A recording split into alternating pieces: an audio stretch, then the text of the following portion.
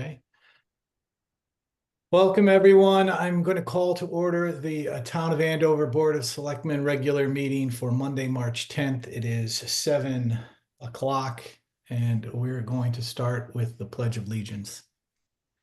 I pledge allegiance to the flag of the United States of America and to the republic for which it stands, one nation, under God, indivisible, with liberty and justice for all. And we're going to move on to item 2, public speak. We're going to start with Diane Grenier. Good. I hope you can hear me. We can. Perfect. A few things that I wanted to say tonight. One, I'm delighted to see so many people zooming into tonight's meeting. We don't always have this much company. And some people that I haven't heard or seen in a long time. So that's good to see everybody. One of the things I wanted to ask is that sometime in the near future, doesn't have to be tonight, can we get an update on the Andover's Finest? That program has been in place for a couple of years. Originally, it was going to be every quarter or so. I believe we've only done it once, and it's been a long time. So I'd like to hear an update on. I hope that hasn't fallen through the cracks and we're not doing it anymore. So if we could get an update on that, I'd appreciate it. The other thing is, we had some windy weather this week, and put our public works department to the test. I think they did a great job. Yippee! Thank you, guys. I did notice before the storm that there's been a lot of tree cutting activity the last couple of years. Particularly, I noticed on Shoddy Mill, there's been a lot down by the dump, transfer station, excuse me. There's also been a lot on Burnett Brook Road, significant tree cutting over there. And I was wondering, is there a schedule where they're going to be next, so that people would know when they're coming to take down the trees in their neighborhood? And if that could be posted someplace, or so people would know that where the guys are, what they're doing, and the fact that they are doing something. So I would like to see that. And the other thing, and I'm sorry that Eric's not on here tonight. Before every meeting in Board of Selectmen, I generally go to most of the meetings.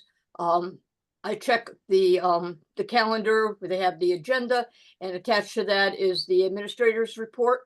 And I'm always surprised at how much stuff the town administrator handles. It's a wide variety of things. I think he does an excellent job. And I applaud him, and I just want to make it known publicly that what he does is recognized. And I don't think that most people in town know all the things that he does. And again, that report, the administrator's report, is very informative. As you probably all know, that I'm pretty much homebound. I don't get out a lot. But I do find that's a great way of staying in touch with all the things that are happening in our community. And like I say, I find it very, very helpful. So I thank you for that. And like I say, those other items, if at some point in time you can give us an update on those things, I'd appreciate it. Thank you very much. Thank you. Wally Barton. Nothing at this time, Jeff. Thank you. Yeah. Kimberly Person. Nothing right now, thank you. Liz Lokech. Thanks, I'm all set for now. Okay. Janine Gagnon. All set, thank you. Chris. I'm sorry, Kathy and Mike Palazzi. Nothing this evening, thank you. Okay. Chris, I don't have a last name for. That's fine. It's Chris Bernard. Chris Bernard. And nothing right now. Thanks. Okay. Rachel Bowman. I'm all set for now. Thank you. Stephen King. At the moment, currently speechless. Louise Goodwin. I'm all set, thank you. Jerry Cremay. I'm all set, thank you. Valerie Bruno. All set, thank you. Joanne Ebert. All set right now, thank you. Kathleen, no last name. DeRozier's all set, thank you. Bob Hamburger, Nothing at this time, thank you. Tess Grouse, I'm all set. Thank you, Jeff. Leanne Hutchinson. Nothing, thank you. Okay. I have a phone number that ends in 6988.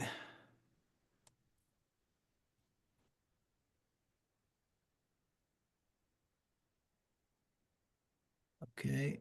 I have a phone number that is 2345, and I believe that's Town Attorney O'Brien.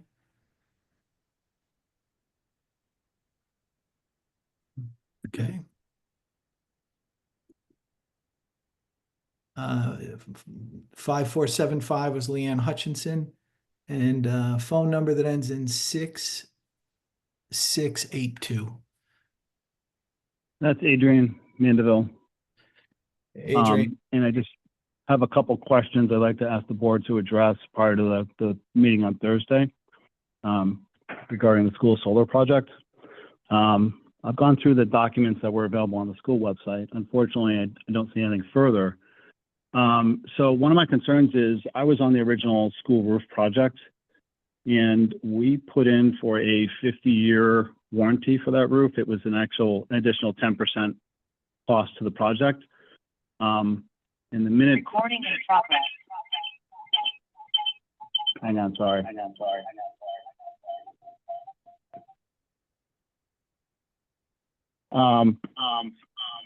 Unfortunately, I don't see any documents addressing how that's going to be taken care of, because the minute you put the solar on the roof, you're going to throw away a 50-year warranty.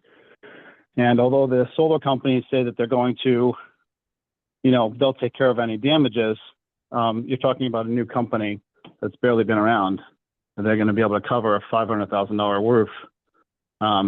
There should be some sort of bond or something put in place to address this. That would be a long-standing for the life of the project.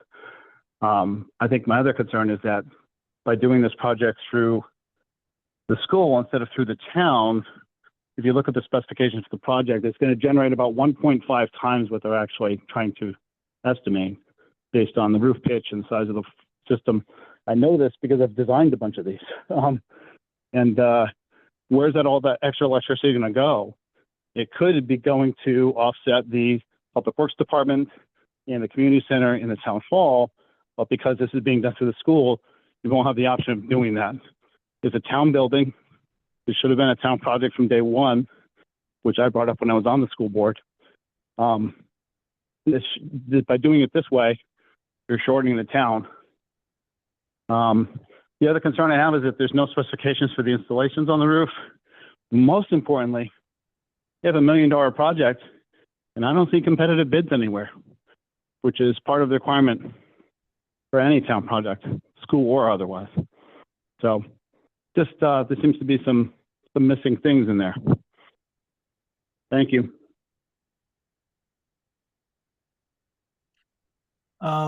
did I miss anyone? Roberta Darty. Nothing at this time. Thank you. Okay. Is there, one second. Elaine Buchart, public speak. Okay. Hi, sorry, I I lost track of time. I apologize. No, I'm just going to be listening tonight. Thanks a lot. Okay. Is there anyone that I missed? Bob Hamburger, did I miss you? No, I spoke already. Thank you. Nothing to add. Okay. All right. If I didn't miss anyone, if I missed anyone, please come off mute quickly and then you can speak, or we're going to move on. Okay. We're going to go to item 3, additions and changes to the agenda. Yeah, Jeff, I'd like to add under new business, 14, G. Discussion on solar, I'm not solar, it's listed on EV, the EV station at the town hall, EV charging station.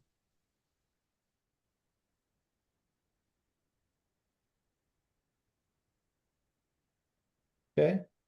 Anything else?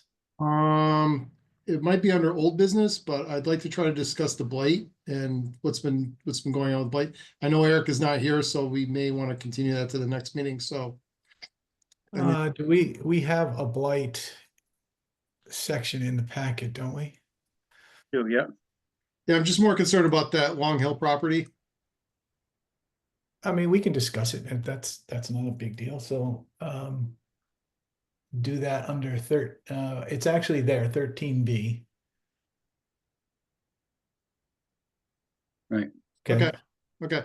Is there anything else? Anyone else? All right. I make a motion that we add 14E EV charging station discussion to the agenda. Seconded. All those in favor? Aye. Aye. Okay. Okay, so as everybody knows, Eric is not he's on vacation. He had this planned. So we're gonna just move through this.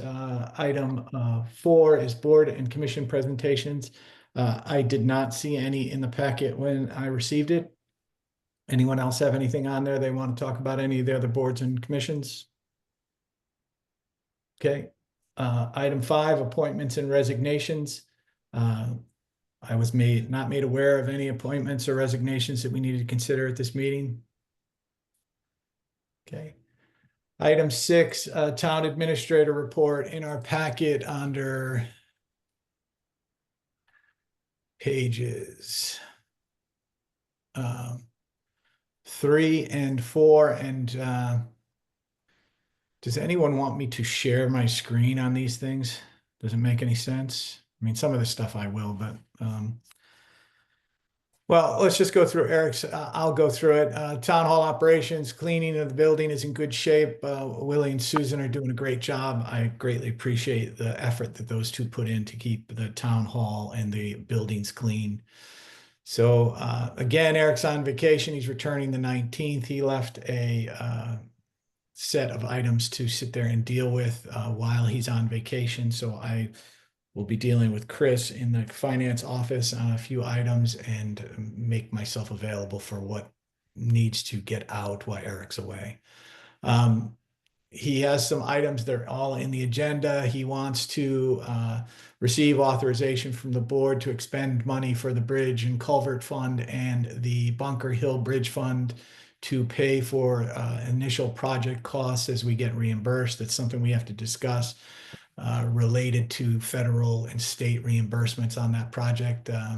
He wants us to authorize Tess Grouse from the senior center to submit a grant for a new senior transportation vehicle. It'll be a direct replacement of the van that we're having some issues with. It does require a 20% grant match for the town, but something we should vote on. I believe it is under 14. New business. Okay. Yep. All right. The other part he put in our packet, information regarding the grand list. The state is changing the way that motor vehicles are valued, doing a stepped down depreciation from the initial retail value of a car that we purchase going down by 5% multiple years. So there's 2 opportunities for the set of the grand list and how we deal with them. So he's asking us to make a decision. One is a larger step down and one is a smaller steps down. So we just need to vote on that. We also need to talk about the RAM budget, which is also in our packet. We should vote on that to move that forward to the Board of Finance. And he's also requesting that we vote on and give approval for the $20,000 to authorize for the fire commission and the replacement of the counters and the cabinets in the fire department. other than that, he's sitting there going through and I'll just, for the benefit of the community, if they don't have access to the packet, the kitchen in the community center is largely done. He's got some things that he wants to fix when he gets back there.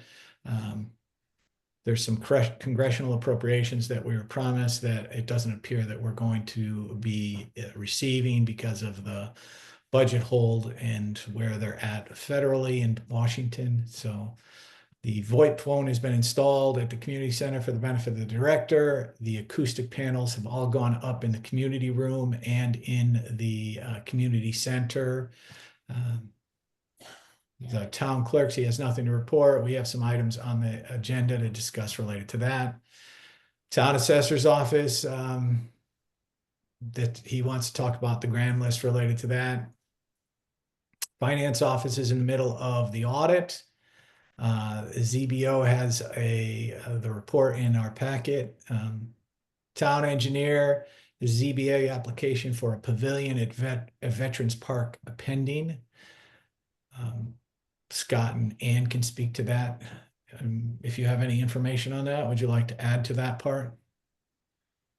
The pavilion is within the 50-foot setback from the road, Riverside Drive, and there's no other place to put it. This is one time that there really has some appeal that needs to go through. So we're just going to go to ZBA and talk to them about it. Okay. So, but there's only one place to put it. It's only, it's within 5 or 6 feet of where it's supposed to be. And there's one place to put it on that high mountain there. I'm going to go to ZBA and ask them for his approval, right? Okay. Public Works, there's a report in the packet at the back. Bunker Hill bridge closure expected April 1st. That is something that we need to get with Eric and make sure that he gets that information communicated out to the people who are going to be impacted by that closure. The Long Hill Bridge design is in process and a sign off on a 30% design phase. Close Jensen has been acquired by VBH, so there's going to be some changes to the engineering side of that.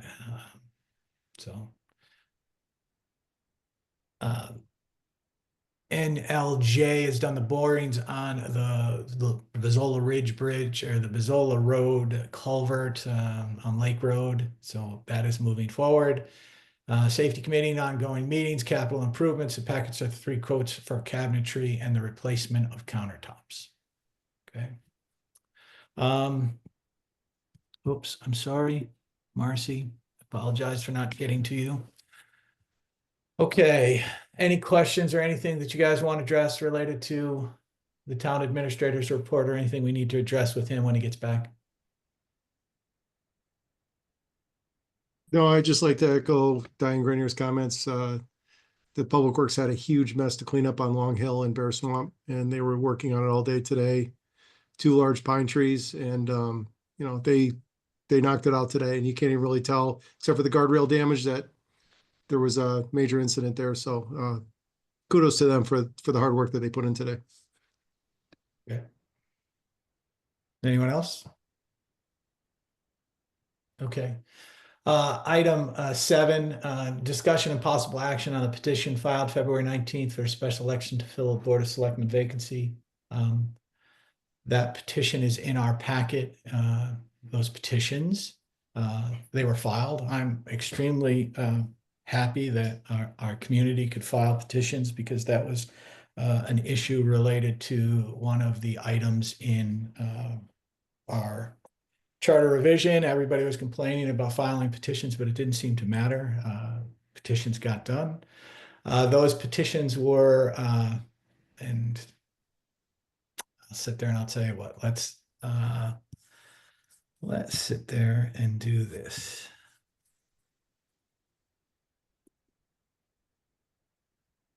One second. I don't want to do that.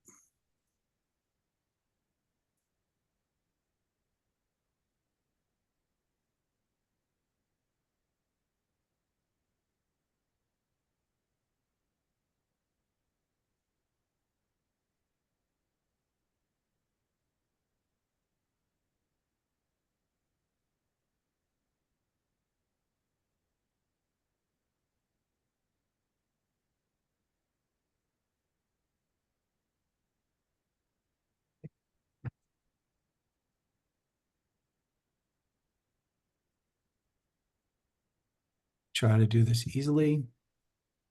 So let's see what we can do.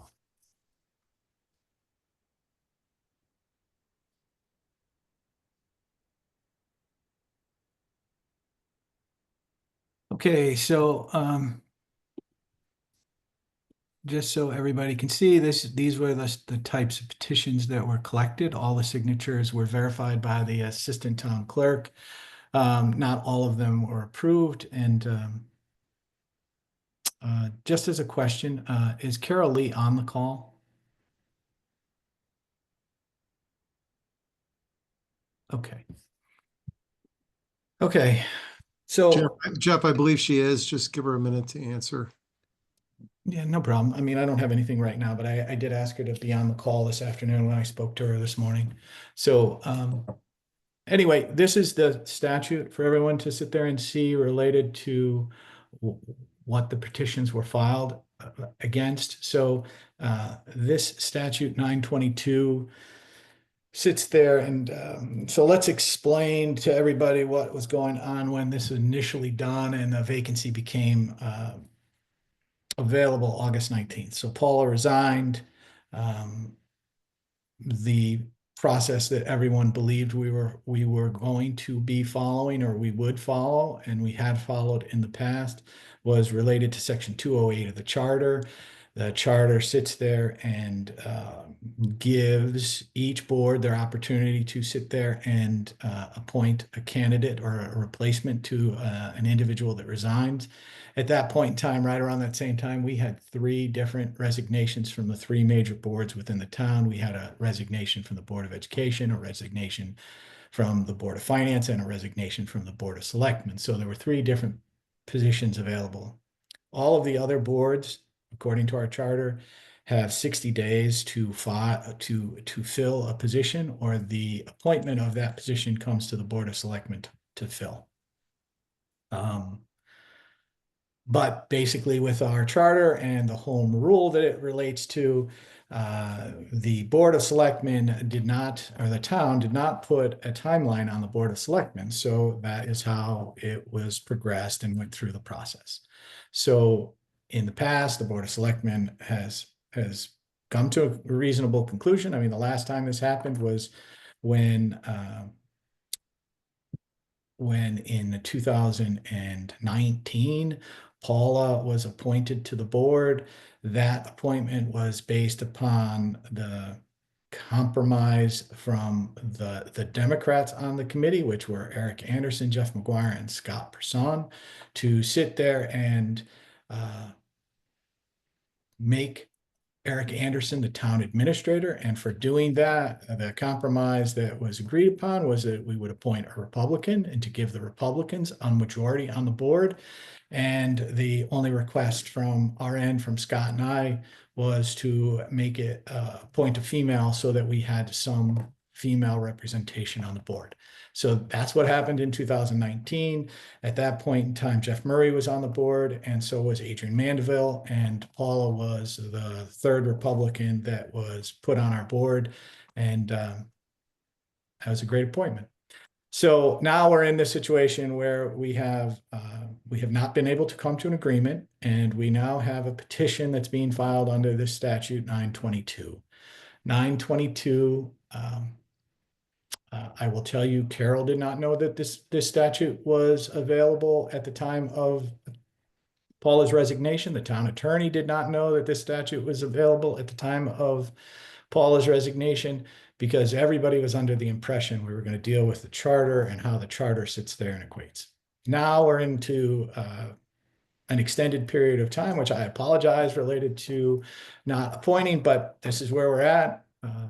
We're dealing with it. But this statute, according to my reading of this, had many different things that were required to sit there and be done in a timely fashion to basically be able to comply with this statute. We did not do any of them. And now we're in a point where we're sitting there and cherry picking different options related to this. So I'm just saying to you that this is the statute that's been selected related to the petition. I'm just telling you that I don't believe that this statute applies. That's not to sit there and say that there's not a statute that applies, for a given election, just not this statute. So that's my opinion. And so I realize that my friends that have done this are they're not going to agree with that. So I'm laying it out there for the community and for everybody else to understand. Here's the statute. It's not a long statute. Please read it. Please understand what the statute says. And, you know, we need to sit there and make some decisions to make this process fair.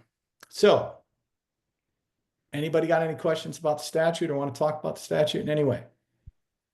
Well, Jeff, the statute, I mean, when we appointed Paula, the Mhm. statute would have came into play, because if the town of Andover and the citizens in town did not like our appointment, this statute does apply. Mhm. So they could have petitioned for a special election. But the whole point is we haven't appointed anyone. So this whole statute, the way But you're, no, you're reading, you're no, reading, you're no. reading it doesn't apply. Jeff, if we haven't appointed anybody, it says there's a vacancy, and the town can petition, and that's what I signed the petition, and other people have too. So I understand. barring a judge and a injunction, this election is gonna stay, and it's gonna progress. Okay, so I'll take that. I got it. So now let's talk about the fairness of this election. All right, so let's talk about the process that we're now in. So this is the next section. Section 8, discuss possible action on notice February 20th by the Assistant Town Clerk scheduling special election scheduled for April 11th, 2025 to fill the Board of Selectmen vacancy. So as you know, and I did not send this to the town clerk, so you know I didn't send it back to the assistant town clerk. I did not send it back to Carol. When I received the notice, I sent an email out to all the members stating that we just needed to understand the ground rules for this election, and that I requested that no notices be put out into the public so that we could come to a resolution. If we're going to have an election, let's do it right and sit there and be appropriate. So, you know, I emailed you, Jeff Murray, when the notice came out that we were having an election. I said, what's the process? And your response to me in the email was that you were not engaged in this, and it was outside of you, right? So legally, you're not the responsible party. I get it. Okay. Yeah, Jeff, I was actually in Florida for the week that this petition was circulated. So well, you signed it. I got back and signed it on the last day before it was filed. Okay. With that morning when I got back, I signed one of the petitions. Correct. Okay, understood. But I was more interested in when I get a special notice from the assistant town clerk. And just so we're aware, and let's all be clear, the assistant town clerk is still taking all of her instruction and direction from Carol Lee, and who has all the experience in dealing with the Secretary of State and everything else. So just to be clear, this is where the direction is coming from and what's being done. And just understanding that this has nothing to do with the assistant town clerk. So I want everybody to be clear. Jeff, that's not necessarily true, because Carol Lee resigned on January 1st, and she's been in an advisory role to her, but Brittany now is the acting town clerk as the assistant. So that is not true. Okay. Okay. All right. I will keep that understanding. So, so I went in today to sit there and ask the town clerk's office, what is the process for the election? And I spoke to Carol, and there was on the board, there was something on the wall related to the town clerk, and this is the notice that's in the paper. So interested in filling board vacancies, any Andover elector interested in becoming a candidate on the April 11th special election ballot for the Board of Selectmen vacancy should call the Secretary of State's office at 860-509-100. Voting will take place Friday, April 11th from 6 a.m. to 8 p.m. in the community room of the town hall. So I called that number this morning because this was the first day that we were available to call. I got the front desk of the Secretary of State's office. I got a voicemail for a Taffy Womack. Sorry, I gotta look that one up. 1 second. And I did not get a return phone call. So I'm just letting you know that that is what was provided. So I went in and I spoke to Carol about this, and Taffy Womack, yes. I went in to speak to Carol about this, and Carol then sat there and directed the assistant town clerk, or the acting town clerk, however, to make some changes to the notice that was going up on the board. And in the meantime, Carol provided me some information. And to be candid, I had the town attorney, who should have been engaged in this from the beginning, because in my mind, this is an extremely complex matter. Should have. Okay, Jeff, let me interrupt for a second. Yeah. The discussions with the town attorney, did you CC the rest of the board with these discussions? Because you should have. No, I called him. Well, did you email them and include the rest of the didn't. board for the I didn't. discussions? I didn't. And all I did was call him, Jeff, and say, can you please talk to Carol? Well, did you ask for opinion on this statute? I have not asked for an opinion. Okay. I'm just asking, when you engage the town attorney, you should include the rest of the board of selectmen in that discussion. I will make that, I will put that in my information bank. But yes, I called him and I was speaking to him directly. So, you know, do I want to ask him for an opinion? Sure, I would love to, but let's talk. Just to cover us for FOI rules, we should, everything should be covered in writing and email, and they should cover the rest of the board of selectmen. I'm sure all of the conversations are included in that. So the answer is all my discussions with you have been over email. And so if anybody wants to FOI any of our discussions, they can certainly do that. So when we had our phone call, that was all in. I mean, we had a conversation over solar panels. That's what we did. That's how it should work. That's how this whole thing should work. We should talk and communicate and make a decision.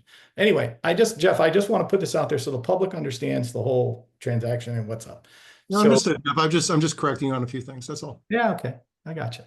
So that's the notice that's in the paper. That notice has now been changed to direct phone calls to a Taffy Womack at the Secretary of State's office to allow us to fill a vacancy. So the other information that Carol provided this morning was that there was an attorney,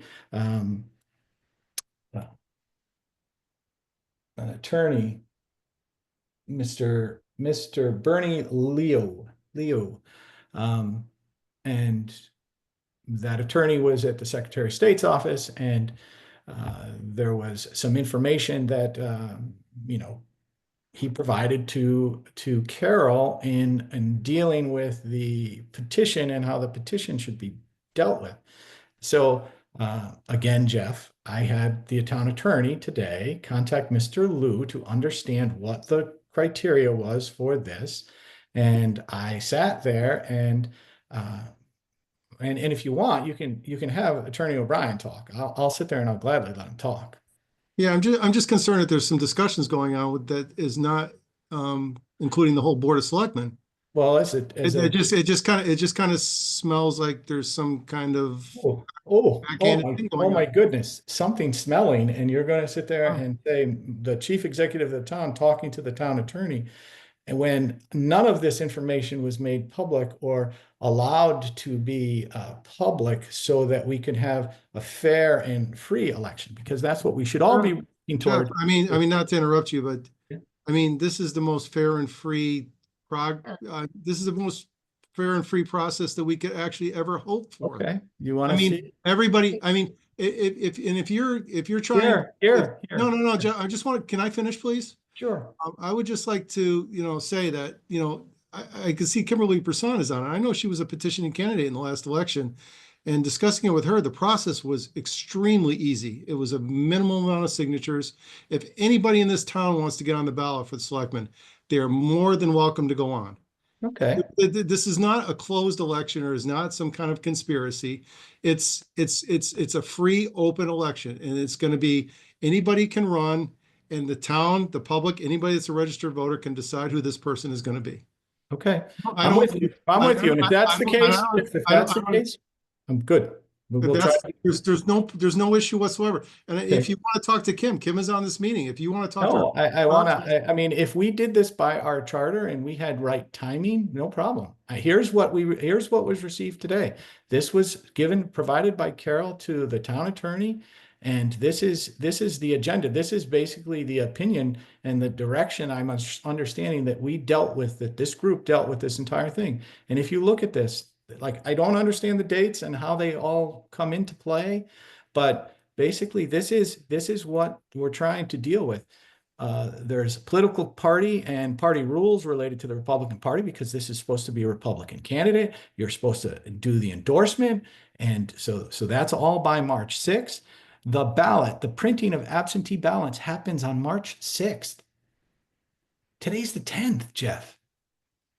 So you tell me how this is free and accurate. That's Secretary of State's filing provided by Carol Lee to the town attorney today.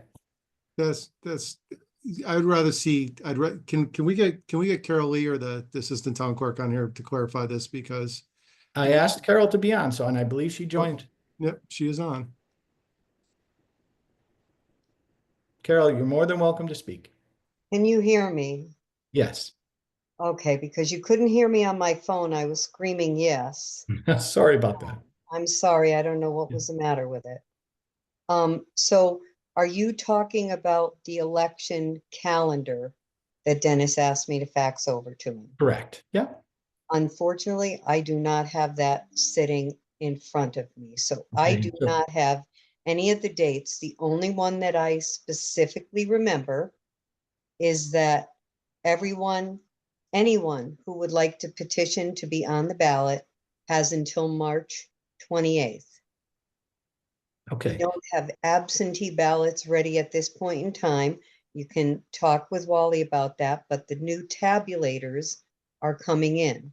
So we are going to be doing paper ballots.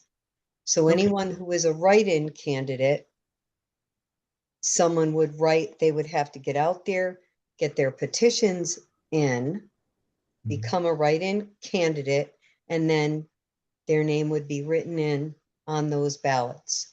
A write-in candidate. Correct. So when so you're telling me that the ballots would be produced, there would be one name on it, the Republican endorsed candidate, Carol Lee. That would be the only name on the ballot, and anyone else that wanted to run would have to go in as a write-in ballot. Correct. Anybody here on this board think that's fair?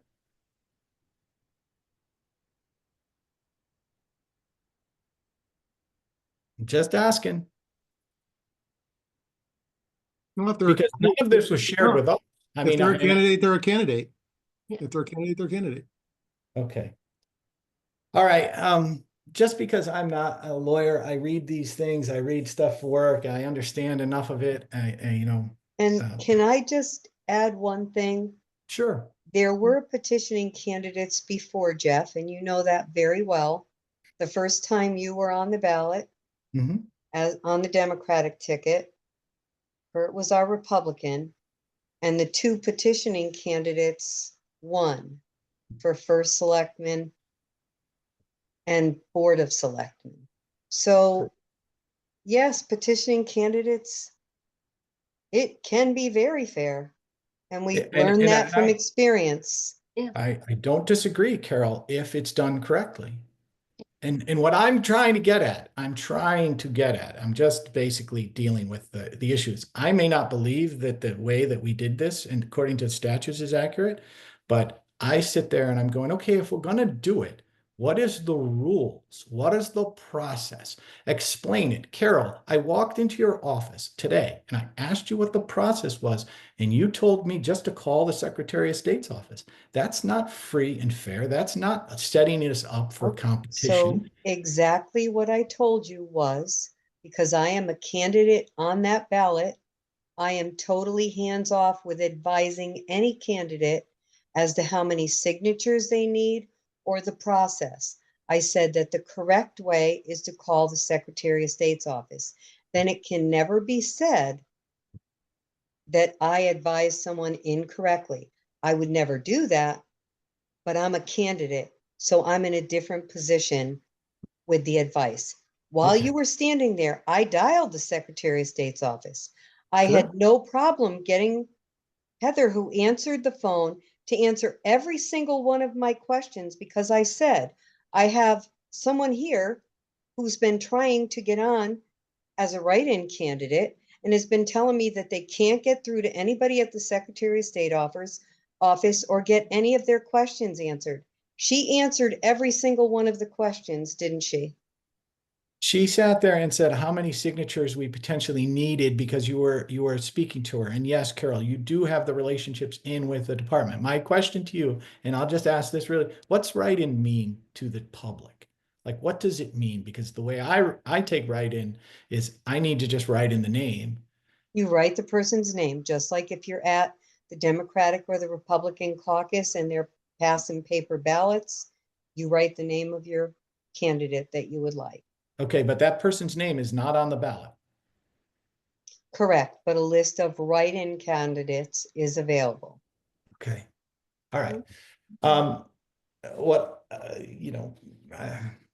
Okay, so this is what was provided. What I would like to do is I would just like to sit there and have Attorney O'Brien speak to the differences between 922 and I believe it's 9164.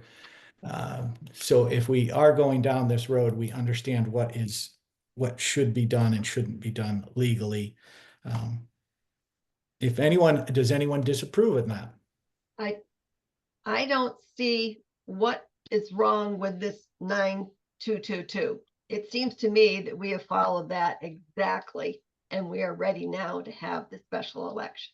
Okay, so I'll ask Ann. So in the second line of this, it sits there and says, when a vacancy incurs in the office of the first selectman or in the office of the selectman, it shall be filled within 30 days after the date of its occurrence by the remaining members of the Board of Selectmen. Said members may appoint one of themselves to fill a vacancy, blah, blah, blah, right? But Yeah. Well, no, let's not go blah, blah, blah, because it says the office of first selectman. Correct, or selectman. So office of first selectman, if they so desire, and shall then fill the ensuing vacancy in the office of selectman as herein provided. In such a vacancy in the office, it is not filled within 30 days. It goes through a process. Within 10 days after that, the town clerk, I mean, Jeff, if we had followed this, right? Like, listen, if we had followed this statute from the beginning, then the elected Republican officials within this town, because we didn't get to a filling, we couldn't agree on this, would have filled this vacancy. That's what this says. No, it doesn't, Jeff. It doesn't. It does does. not. It does not. Okay, so if I read this, vacancy in the office of first selectman or office is not filled within 30 days after the day of its occurrence, the town clerk shall within 10 days thereafter. Carol, did you do that? Did you notify anyone?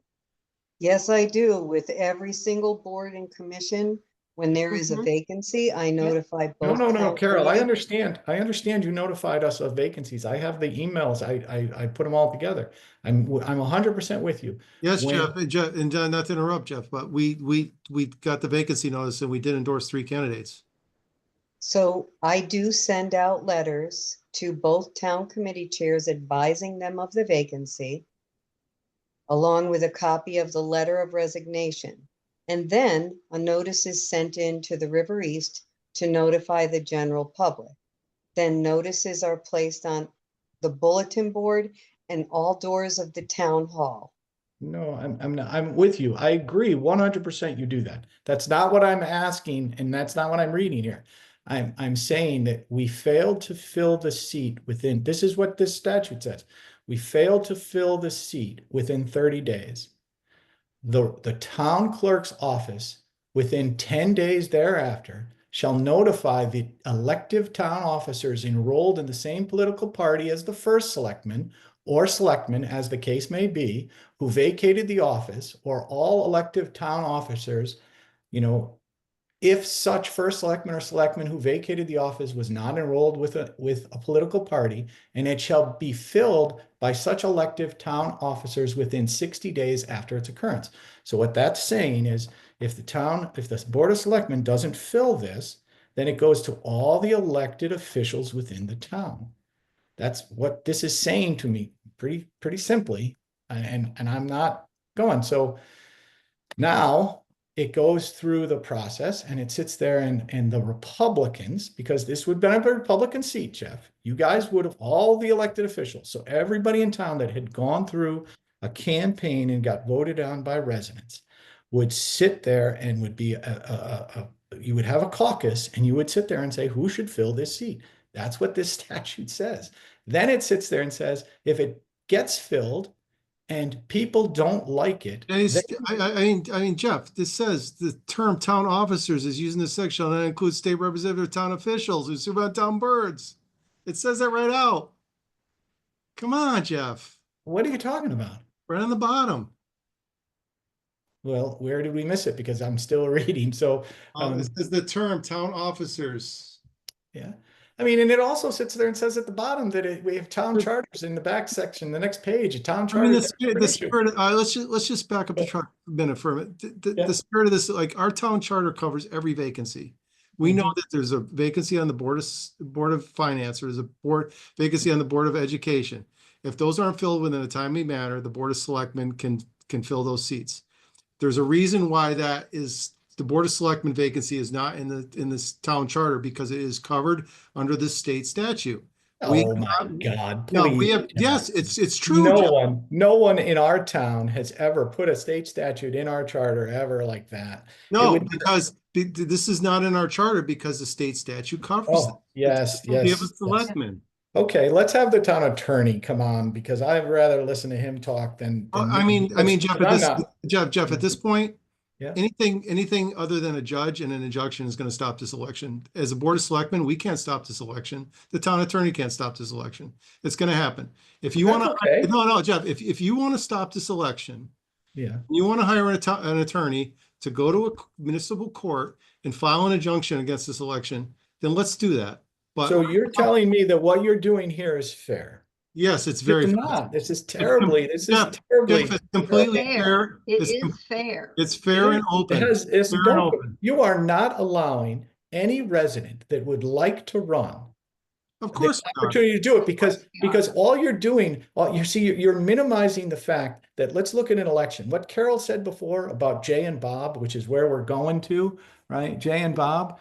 So what they were sitting there. Sorry, I got to let some people in. So what you're dealing with is you're dealing with a write-in. That means that person's name is not getting on the ballot. So what opportunity they have? When Jay and Bob did it, they did it within our charter. They did it within the Secretary of State's time. So their names got printed on the ballot. So Jeff, let me just ask a question. Yeah. Let's just say the RTC nominated another candidate. Carol Lee was a write-in. Yeah. Do you think Carol Lee would get elected? It doesn't matter. Answer that question. I don't know who will win. I don't know who will win. Maybe a qualified candidate will be out there to sit there and do it. I just want to ask that question because in the paper you've been quoted to say if Carol Lee ran for this seat, she would get overwhelmingly elected. If Carol Lee was a write-in candidate, would she get elected? I don't think she would get elected if somebody else's name was on the ballot and people showed up because her name wouldn't be on the ballot. So you have to listen, you're talking about a situation where it's either fair or not fair. And that's where I'm coming from related to it's an election. Because no one has given a fair of this. Jeff, anybody can vote for whoever they want. I agree. And whoever they want. It's completely fair and transparent. From what I'm hearing is that I think what Carol's been saying is that you're going to have a list right there when you go in to vote. You'll have a list of all the possible people that have put their names in. So people will see every single person that had petitioned, whether it be 1 or 20, and then they can write down the person they want to get in. But they will see all the names and they can choose from those names. And that is fair. That's not fair.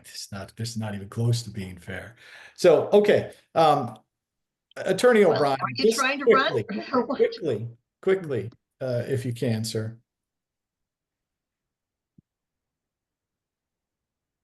You got on mute, Dennis.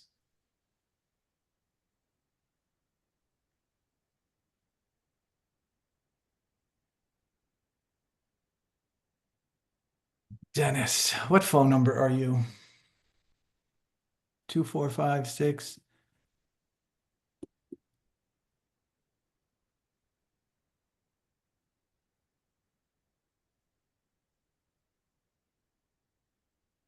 Wow, a lot more people are showing up. Okay. Let me find that out.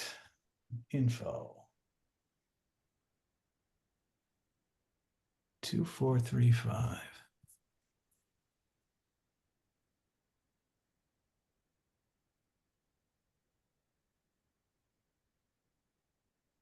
Attorney O'Brien, if you can sit there and hear me, you can sit there and come on.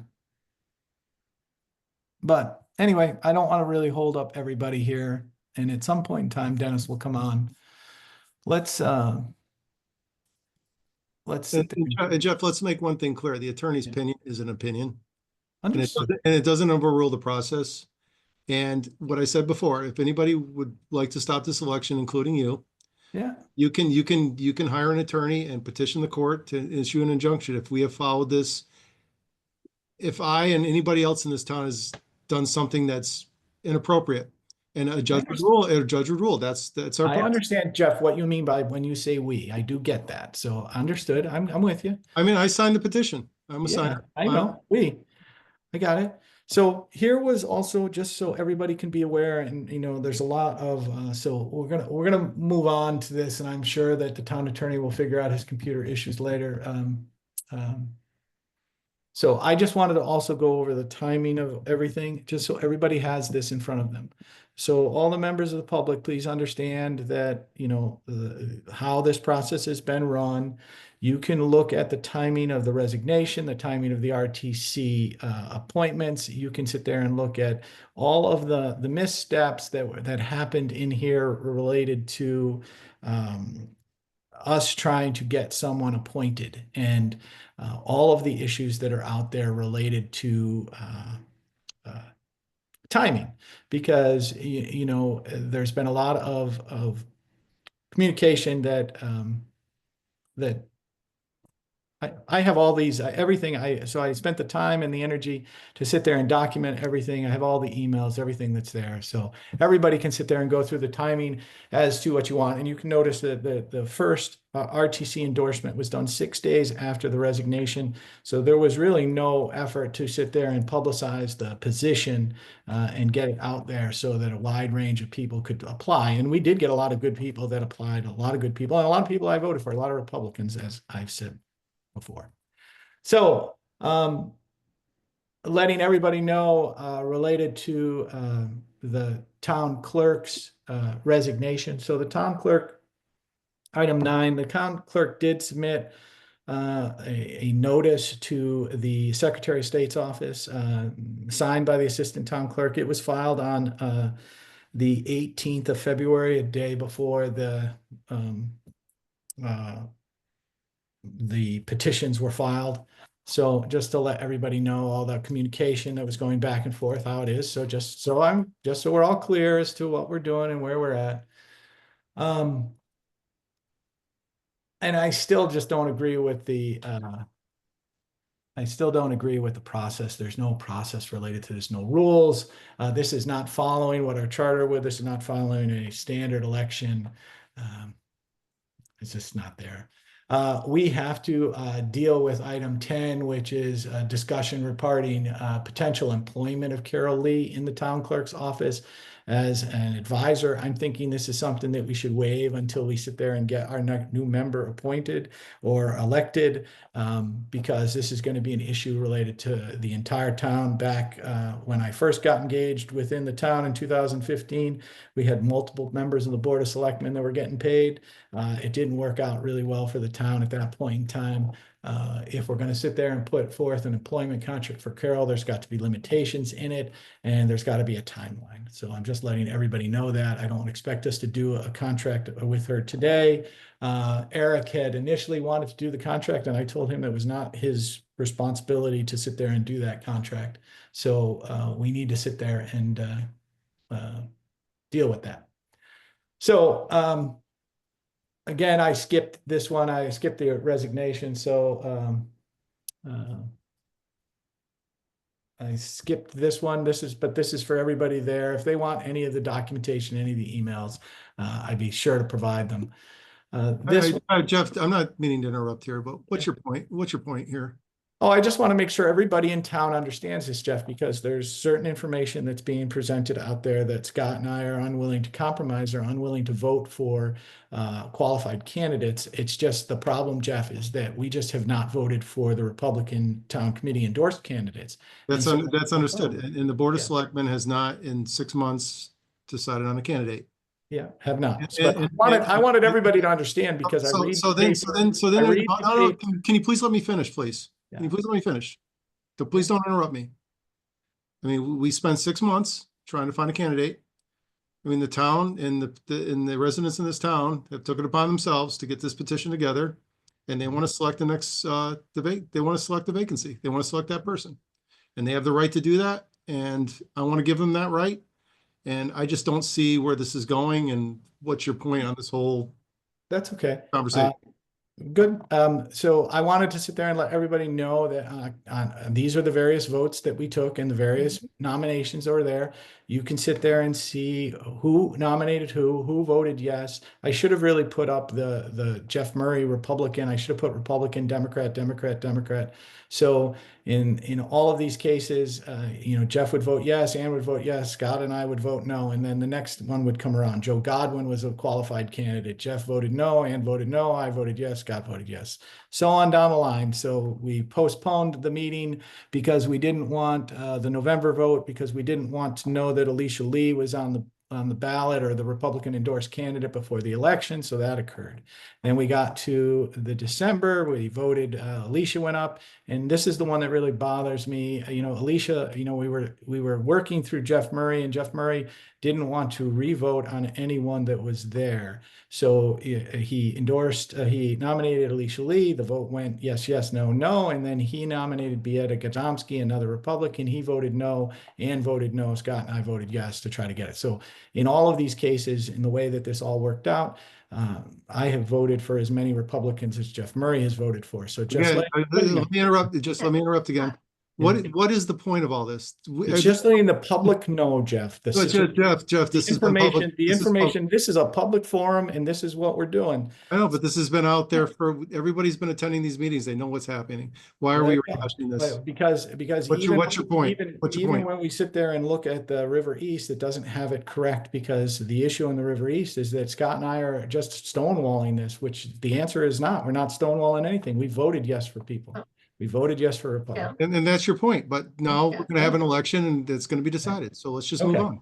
We'll move on. So, we also have, still in the process, we have a vacant position.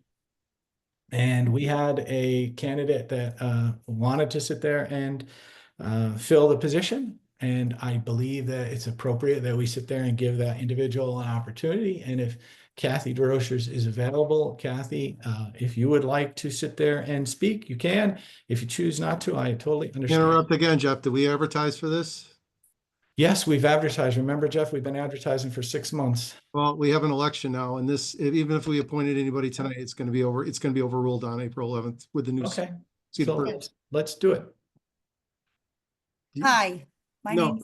Okay, Kathy. I'm not going to vote. I'm going to be a no vote because I'm going to wait for the election. I understand, Jeff. I expected if Kathleen DeRochers wants to run for that spot, she can petition on. Thank you, Jeff. Yeah. Appreciate that. So just threw my head in for this position since 3 times this board has denied 3 different, or many candidates, but 3 different meetings where people were not voted in. So I decided, I have the experience. I have been on the Board of Selectmen for 8 years, served on the Board of Finance between clerking and chairing the board and being a member for 20 years. I understand the process. I can figure out the mill rate. Done a lot of, I am a registered Republican, lived in town 40 years, and just thought I would, be a candidate that maybe all 4 of you could somehow agree on. I can see that will never be the point that you're at this meeting tonight. It's a sad point, but it is where you are. So currently I serve as the chairperson for the Board of Library and also on beautification. Again, I was just threw my hat in the ring here to help. This is a 2-year, I believe that's left on this position, and just trying to make a smooth transition before this got out of control the way it has mushroomed into, you know, a political nightmare for the town and the taxpayer. But with that, I do understand where everybody's coming from. I do wish you the best. If you know, you need anything, any consideration, anything done on the board, I would be more than happy to help out. I also, when I was on the Board of Selectmen, we went through the whole practice, and I know I can see Dennis is on this now, of getting the town administrator, which was a big deal. And you can see now that we were able to move the town from Board of Selectmen to having a town administrator work with the Board of Selectmen, how valuable that position was and is. I mean, you know, the work that the town administrator does is amazing. And the money he brings in, 13.8 million. We have bridges that, when I was on the Board of Selectmen, you know, weren't looked at.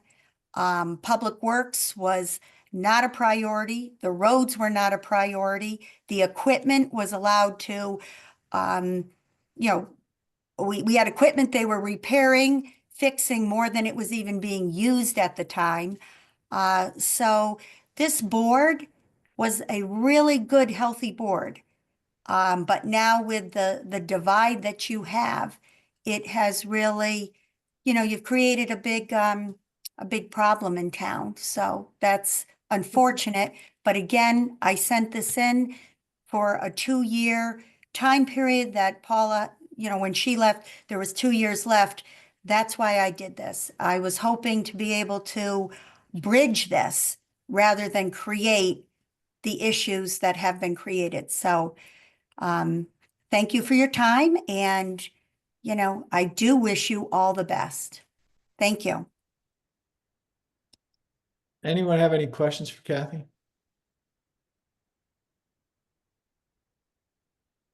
Kathy, I have one for you. Kathy, did you ever go to the RTC and ask to be endorsed? I did, and the RTC will not endorse me.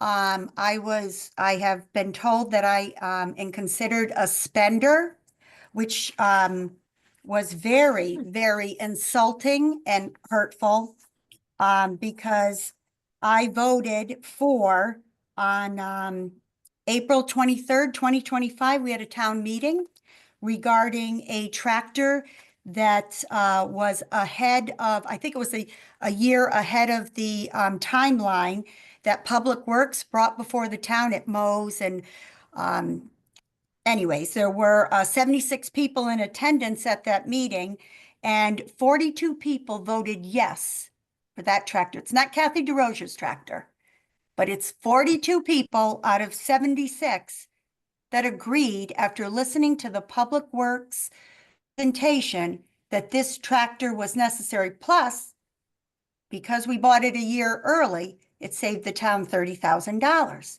I don't consider that a spender. I consider that a good decision. Okay. All right, anyone else? All right, I'm going to nominate Kathy DeRosa for the position of a selectman on our board. This is to fill the role till April 11th, correct? Depending upon where we're at. So Oh, that's according to the state statute. Okay, then if that's the state statute and that's what happens, well, let's fill the position. I'll second. Okay. Any further discussion? All those in favor? Aye. Aye. All those opposed? Okay. I'm waiting for the election. If she wants to petition on, she can. Definitely. She's welcome to petition. I love it. All right. So that is what we're trying to deal with for the public so that you can all understand what we're dealing with. All right. Jeff, can you please explain to that? Because I'm waiting for the election. I'm going to let the public decide who our next selectman is. And I really don't appreciate your comments. Jeff, that's why we differ. I am sitting I there. know, but Jeff, we can disagree, but I do not like the snide comments. It's Oh, not appropriate.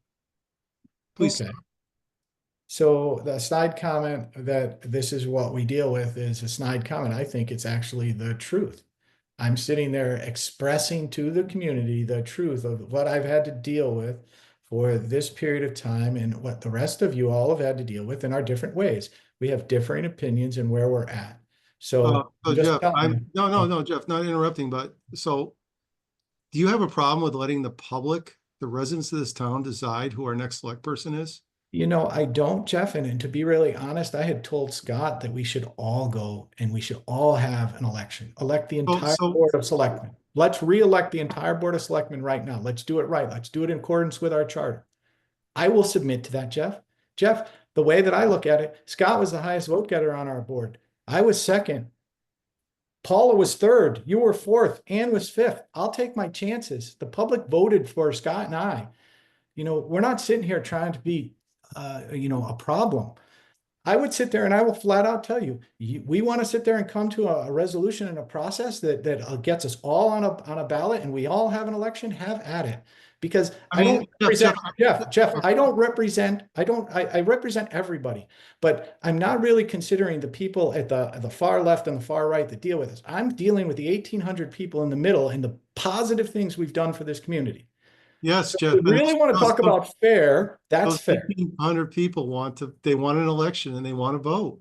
I'm okay. Do it. Let's put us all on it. And I just don't understand. And I'm going to say this right now. I just don't understand what this witch hunt against Carol Lee you have going on. Hunt. It's not a witch hunt. It is, Jeff.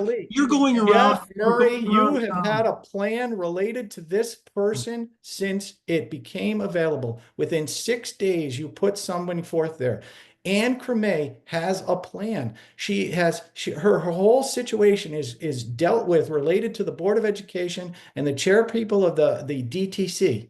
I mean, Jeff, I'm just telling you, I sit there and I have a conversation with Ann Cremay, and within 5 minutes, a text goes back to Scott Person telling Scott Person not to vote for a potential candidate for the Republican Beata Godomsky. That's what the email came back in. And you know what that person said in the text? That person said, "Hey, Scott, you shouldn't vote for Beata because she's got kids in the school, that she's a PTA mom, that she will cause problems with the community because of the budget for the school board." That is unacceptable to me. And if anybody would like to see the text, I will gladly show you. Because that's the stuff that bothers me. This whole thing is a plan from the get-go. It is not a plan. This is Washington, D.C. and Andover. That's what it is, Jeffrey. Washington, D.C. and Andover. This is wide open. It's wide open and transparent, Jeff. Oh, it is lacked transparency since the get-go. You never even came and spoke to me one time. Every person I brought you, Jeff Murray, every person I brought you, you sat there and said they're too close to you.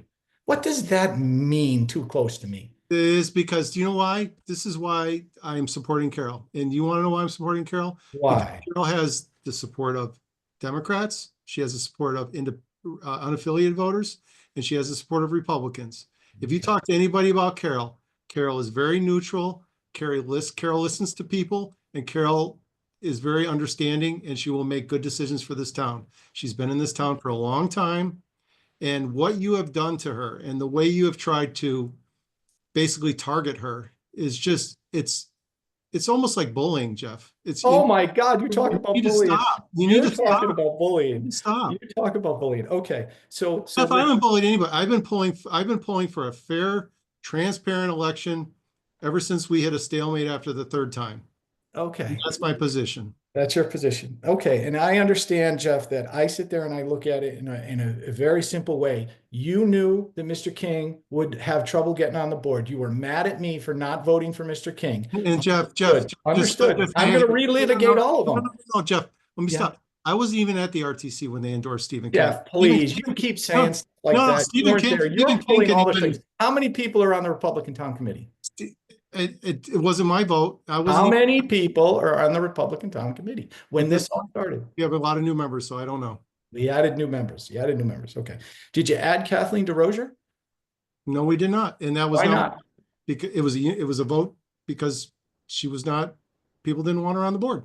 Do you know that Kathleen DeRozier's in the 2015 election was the highest vote getter? That's fine. And she can petition out in this election if she would like. Okay. But the RTC, it was, and I'm just, and Jeff, just like you said earlier, I am just one vote of many. Understood. And she was by majority, she was not voted on. Well, you know, I sit Jeff there. McGuire, I would like to say something about the RTC. I'm the chairman. No, listen, Carol, when you would like to speak at the end of the meeting. No, Carol, please.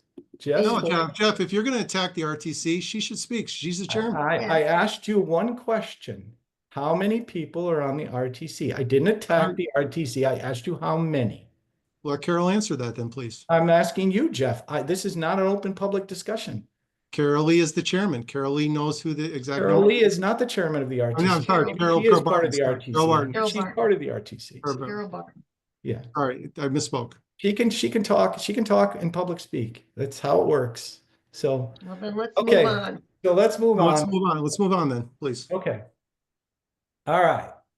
Old business, item A, community center signage discussion. Has been too many things going on. I haven't gotten to it. I apologize. 13B, discussion of blight and level of involvement. Let me sit there and get to that information on the packet. Here we go. Level of involvement and blight. Anyone have any questions? Jeff, you wanted to talk about the Long Hill property. Yeah, it just seems we kind of hit a stalemate with that. It seems like it's whoever purchased it gutted the property. It's just a stone shell right now. There's brush, there's a trailer, they basically left a mess, and it doesn't seem like anything's been going on for the last 6 to 8 months. So we really need to get after that property owner and get that property cleaned up. It's just a complete eyesore. Which one is it? 117 or 248, 243? 243. 243. All right, when Eric returns, we will sit there and make that a request, sit there and have him try to move that along with the zoning and blight enforcement officer. Thank you. Yep. Item 13C, a solar at AES. That is on our agenda for the town meeting. There is one thing related to the solar at AES. I believe that the contract was signed by the Board of Education already, which it shouldn't have been. So there has to be some amendment to that contract. So if nobody on the board minds, I will sit there and request that something be drafted related to the town attorney so that can get done. Again, and then we really need to take into account the issues that Adrian addressed. And is Adrian still on the phone? Just simply because he was involved in that issue. We need the warranty. And I don't know if Eric's ever provided the warranty to the solar contractor. Anybody on this call know that? Adrian, are you still on the call? He may not have that. We'll get him later, Scott. But does any of the board members know if Eric provided the warranty? No, not that I'm aware of. I would have seen it. No. Yeah. Okay, I didn't see it. And that comment that Adrian had about an RFP, I mean, it didn't go out to a bid or anything like that because it was a grant and it's not costing the school or the town anything. So that's why there was no RFP. They didn't hire anybody. So that was the correction I wanted to make. Correction. Okay. What is the purchasing policy? Does this follow the purchasing policy? That's all I'd ask. Well, nothing's being purchased. There is a capital liability on this, so we need to put a dollar number on it and figure out where it falls above the water line or below the water line as a capital purchase. Because the penalties for if we default on it, the penalties if we cancel this contract are quite high. So that's one concern I have. I mean, So- what Adrian but- brought up, what Adrian brought up to me, the one thing that I sat there and besides the warranty issue and paying 10% extra, so an extra $40,000 to get a 50-year warranty, which is one part. But the other part that he sat there and said, and Jeff, you and Dennis had a meeting with the gentleman. Is this project going to produce more power that we should be dispersing across the town? I mean, at least across the parking lot to the community center and to the town hall. Well, per That's the 1.5 meeting, times, per the meeting, no. But Adrian says it's one gonna, and a half times. so Okay. we probably need to get that nailed down before Thursday's meeting. Okay. That in the roof warranty, we need to figure that out. I would hate to void that warranty. Right. I mean, Well, I just heard about this just now, so this is all news to me. new to me. I mean, but Adrian was on I believe at that point in time, you and Adrian were on the board of finance, and he was engaged as, he was almost the clerk of the works on that project. So he was heavily engaged in it. So we'll get with him later and actually try to find that warranty so we can understand what's up. Okay. There still isn't anything about how that's going to be attached to the roof, if it's ballasted or, how it's going to be attached yet on the contract. No, we'll have to sit there. There's a tremendous amount of issues that we need to deal with related to that. And if that's not even on there, how could they come up with a contract price? Well, my whole thing is, I know they need the warranty. I know that I have asked Eric to provide that to the chairperson of the Board of Education so that she could provide it back to the contractor, because that's a big issue related to them. But we're gonna have to get that warranty in the next couple days. So, all right, the kitchen. In our packet, there's information on page. Sorry, too many computers. What page is those quotes? So Eric basically is asking us to approve the $20,000 for the kitchen for the quotes that were provided. And there's one quote from the Kelly Fredette. So there's a Kelly Fredette quote that, with some additions is going to end up being about 18,000, and these are the cabinets. But so this would go into the fire department. So plus labor, 18,774. So Jeff, you had asked for 3 quotes when this came up the first time. Do you have any problem with any of the quotes that were provided and what we should sit there and authorize Eric to sit there and spend related to this? I'm There are taking pages. a look right now. I know you had your screen shared before, but I'm trying to scroll through now and catch up here where we're. Page 33. Okay, thank you. Yeah. So 33, it starts at page 31.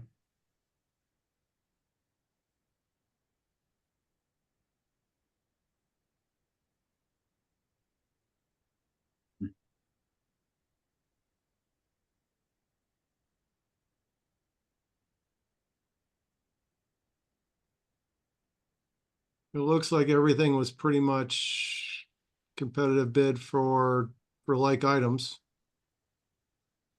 Yeah. I'm just wondering why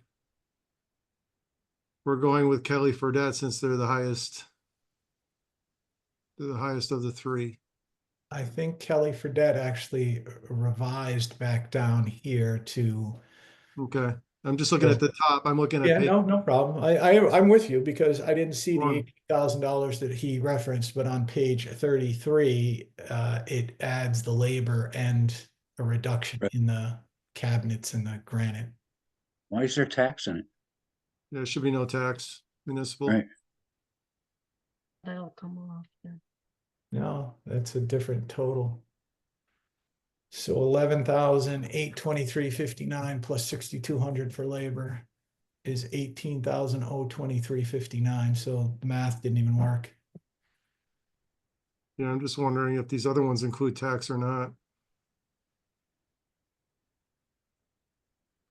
I mean, it's still significantly higher than Dean Cabintree or Lowell Willards. Well, the one question I have, and I'm assuming that this is internal labor. I don't know who's doing the labor. Is it Kelly Fredette doing the install? I would assume so.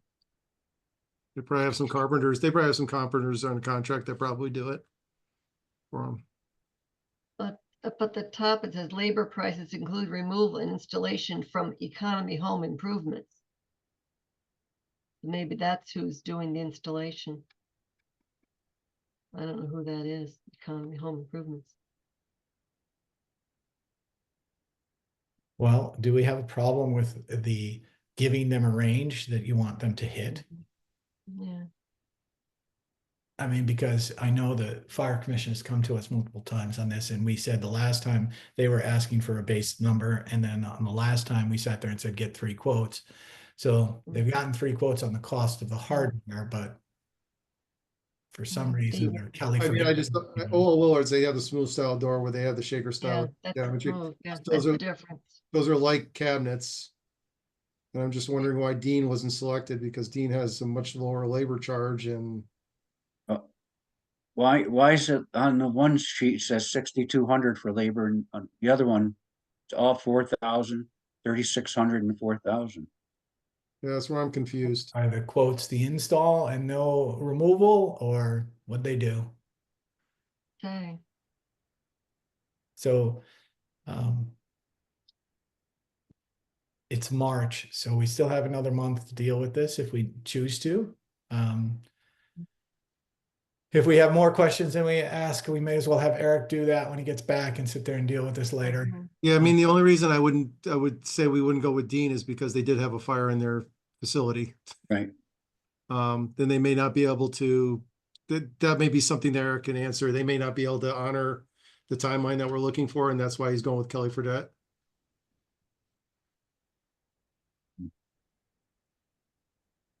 Because I would go between those two, because those two are like, they're pricing like items. Yeah, right. Okay, so we'll push that. That was one of the 4 that Eric wants. We'll put that on an agenda, and if we need to move forward faster, we can sit there and do something by email, because it is in the range that they spoke about when they first came to us. Yes.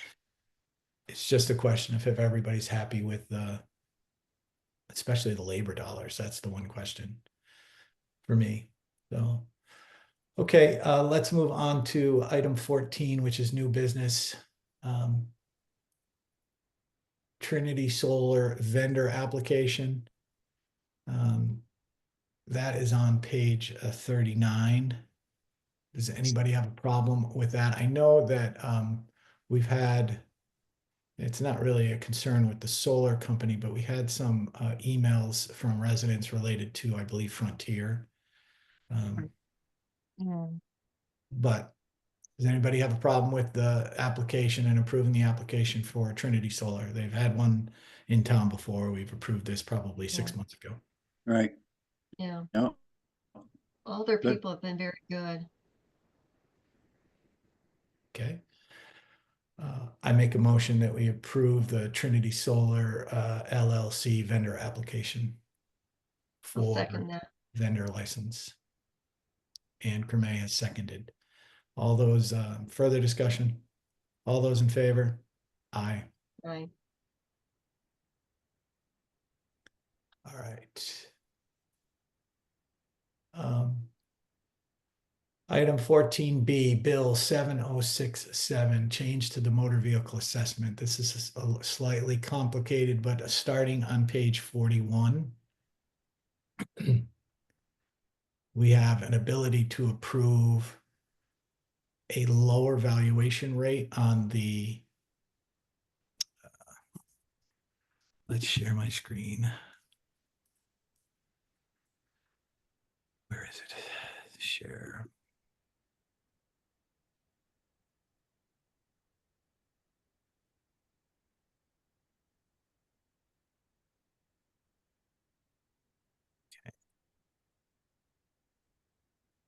So this is the page that relates to this bill. So what Eric did is they shoved this in a really interesting bill, if you read the whole thing, healthcare. But basically what the state's doing is they're basically saying we could use an 85% rate for year one, and that would be the assessed value of a car. Or we can come down and we can use 90% of the rate. And so what Eric's expressing to us, and he expressed in his report, is there's a shift of about 1 point some odd million dollars in total valuation. I mean, just from a simple standpoint, in my head, I sit there and think we go, because what's going to happen is it decreases 5% every year over a 20-year cycle. It gets down to, I believe, the end of this is, sorry, it's not less than $500.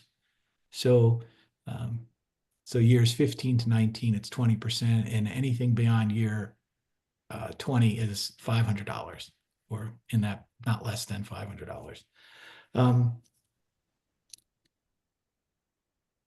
I would sit there and say we go with a higher valuation, and simply because the math is going to tell us that if you have a motor vehicle and we have a higher value on the motor vehicle, that means the home values within town are going to get, we're going to end up having home values potentially get taxed at a higher rate, because the state is going to limit the taxable rate that we can, the mill rate that we can have.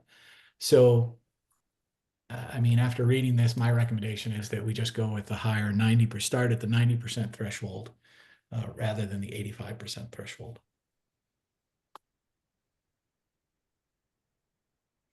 Anybody read this? Anybody have any issues related? Yeah, and then our grand list is gonna go back up again. It's going to be a slightly higher, yes.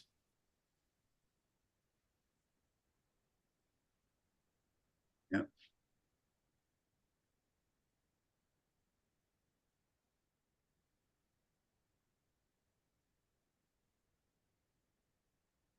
Anybody, any issues related to this? That's one of the ones you have to sign. I'm not necessarily sure it's the one I have to sign. I think what we need to do is we need to pick one of these. And so we can pick the 85% start, or we can pick the 90% start. We pick the 90% start. That's what the town will follow moving forward. The assessor's office will have that into its equation. And when my family receives its tax bill for its vehicles, it'll be in accordance with this percentage rates. So.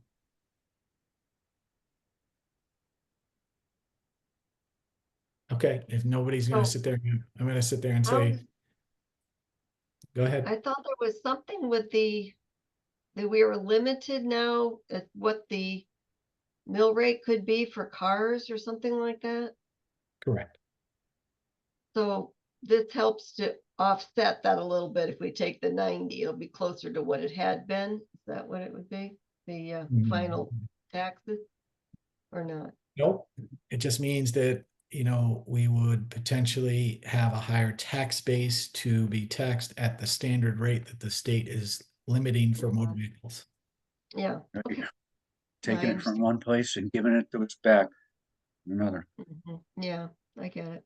And our problem with our town is that our tax base is highly residential, and homeowners are going to bear more of the burden rather than people that are dealing with cars, because of these changes in lowering the assessed value and taxing it at a lower rate. Because in this case, I think this is the first year, and somebody can correct me if I'm wrong, but I think this is the first year that our mill rate would potentially be over the threshold for the state. We've actually done a pretty good job of keeping the mill rate lower than the maximum motor vehicle tax rate. I do think this year, because of the changes related to this and because of the changes related to the veteran tax exemptions and other items, that we're gonna, cars will be taxed at a different mill rate than our homes. Correct. Do we know do we know what the average age of the automobiles that are in town? What the breakdown is? I don't know, Jeff, and I don't know that the town assessor has ever provided that to us. Because I don't see everybody driving around in brand new 2025 vehicles, so. Nope. You know, I just wonder if we fall in the, you know, the last, you know, the year 10 to year 20 with most vehicles. So when you get down in that, in the weeds, it's not much of a difference. No, none of it is a difference. It's just when you have the It's an difference. it's is an when offset you- of 5%. It's an offset of 5% across the board. 5%, yeah, that's all. Okay. I would be curious how this changes, each one changes what we're paying now versus what we're paying, how this would change as far as revenue. For the residents that have homes and cars, you would want the more tax generation off of the vehicles because that's what you need. So to offset the homeowner taxes, you need more vehicle taxes. Look, you're gonna pay it no matter what. Yeah, no matter what. I mean, I realize my family's paying a lot and we're gonna keep paying a lot regardless of this. It's just in my head, you may as well take the higher threshold and move on because Well, the only person that's gonna penalize is renters. it's gonna just people who just have cars. Or renters. Yeah, I mean, yep. Okay, so I'm gonna make a motion that we go with the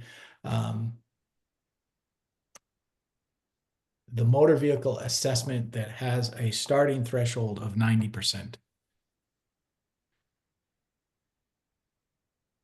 Second, that, Jeff. Okay, any discussion related to this anymore? Okay, all those in favor? Aye. Aye. All those opposed? All those that abstain? I'm gonna abstain because I'd like to get some more information about this before I vote on it. Okay, so Ann, did you vote? Yes, And did you vote yes? yes. So the vote was 3-0-1. Okay. Item 14C, the AHM budget. First thing that we need to do is appoint, and Ann, you're okay being appointed to the AHM representative? Yes. Okay, I'll make a motion that we appoint Ann Cremay as the Andover Board of Selectmen AHM representative. Got a second? Second. Jeff Murray seconded. Further discussion? All those in favor? Aye. Aye. So that's, Ann, did you vote yes on that? Yes, Okay, I did. so 4-0. I can't see everybody because I'm sharing my screen, so I apologize. Oh, okay. I gotta hear you.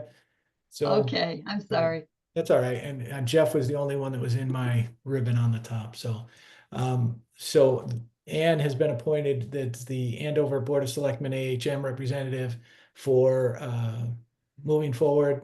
And that vote was 4-0. In our packet, there was the AHM budget. These pages. This page specifically gives the increase for the town. If I remember correctly from looking at what we were doing. So Andover's increase is $4,425 for a total of $106,953. And if I understood what I believe, and Ann, correct me if I'm wrong, AHM provides services not only to the community, but also to the school, and those are incorporated within those dollars. I believe also the school actually pays them additional funding. If I read it correctly, I read it somewhere in They this. do. Yeah. So AHM covers some of our social requirements and state requirements that the Mhm. town Right. has to deal with. So obviously it's an additional 400 or $4,000, but the total for the town this year will be 106,953. Mhm. Anybody have any discussion related to HM and the services provided?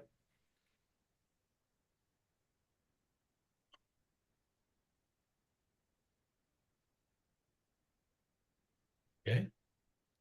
Then I make a motion that we approve the AHM budget for the 2025-2026 fiscal year at $106,953, subject to the Board of Finance approval. Seconded. Seconded by Jeff Murray. Further discussion? All those in favor? Aye. Aye. Aye. Right, 4-0, that vote passes. Okay. Item 14D, approve expenditures for Bunker Hill Bridge Project and Culvert Fund. What Eric is asking us is because we had looked at potentially getting a line of credit from one of the banks, and we couldn't sit there and do that effectively. We had to sit there and bond for it, and it was going to cost us a significant amount of money. We have approximately $1 million in those two funds. And what Eric is asking is for permission to use those dollars to pay for services for the contractors as they get done. And then as we're reimbursed from the state and the federal government related to this bridge project, that he reimburses those funds and sits there and utilizes our current resources to manage the bridge project. So that's the story on what he's asking us for. Does anyone have any concerns? I will tell you, my biggest concern is just the funding from the federal government. Right. And the expectation really is that we will get, that everything will get funded. At least the state would understand it. I know the contractor would understand it. And everybody's got to be sitting there feeling a slight bit of pressure related to how this is moving about. But if we want to move forward with that bridge project, this is probably our easiest solution to funding it.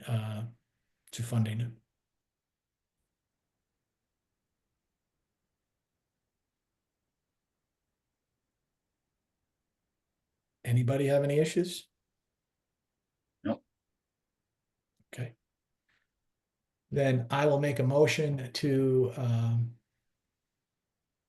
authorize the town administrator to utilize the Bunker Hill Bridge Project Fund and the Culvert Fund to utilize as seed funding for the Bunker Hill Bridge Project. I'll second that, Jeff. Okay. Further discussion, I mean, because this is actually a pretty big deal. Just Big deal. I mean, I don't want anyone to be under the impression that this is not, we're doing this to avoid spending additional dollars in interest and in bonding. But if the federal funding and the state funding don't come timely, what's going to happen, and as I told Eric, there will be a pause in the bridge construction until funding resumes or funding is received. So we will not continue to move dollars out if we don't receive funding. So I've tried to express that to Eric, that that's the way that I believe that we would proceed. That's not a good choice, and it's not really, it's creating a lot of uncertainty from my end, but we need to get that bridge done. So, any further discussion? Okay, all those in favor? Aye. Aye. Aye. Jeff? Aye. Okay, 4-0. Okay, item 14E, senior transportation grant application approval, whatever, that's, so on page 52. 52. 52. There you go. My bad, I forgot I had it there. So this is what Eric is asking us to approve. So in the past, this grant application process has been performed by Kathy Palazzi, and we have been successful on numerous grant applications. This grant application and most grants that they're going now is required 20% funding. So if we are successful in getting the grant, we would have to go to town meeting to get it approved. But Eric is just asking the board for permission to apply. So, anybody have any? I just have one question. When Kathy was applying for these, was Kathy signing them or was it Eric? I believe it was Eric in the end. I believe in the beginning, Kathy was signing them herself. Okay. And then I believe it transitioned when Eric became town administrator. It eventually transitioned to Eric signing them. Okay. I mean, my personal opinion is I would like to see our town administrator as this is nothing against us, but I'd like to see our town administrator signing and overseeing all our grants. I think what happens, I mean, this is just me, is the grant application process, he's basically saying, can she apply for it? And then she would go back with the paperwork and give it to the appropriate person. In most of these cases, it's either the chief executive of the town, and some require the first selectman to sign, which I sign when Eric requires, and Eric can sign on some of them. But I think he's just saying. No, that's not right, Jeff. I signed it only as the person doing the grant, creating the grant for the town. Then before Eric, it was Bob Burbank. And then, I mean, after him, oh no, wait a minute, it was Joe Higgins. Yeah. They were the ones that signed it. That When got you got the the grant. official signature, correct. Okay. Just as Eric as the office, the manager of the town, I would prefer he'd be the point of contact for all grants going forward. That'd be good. Eric. We've had a lot of success with Kathy Palazzi being the point person in that program, just to let everybody know. Point of order. Who's trying to speak? That's Tess Kraus. Yes. Yeah, Jeff McGuire, I have no problem with Eric overseeing that.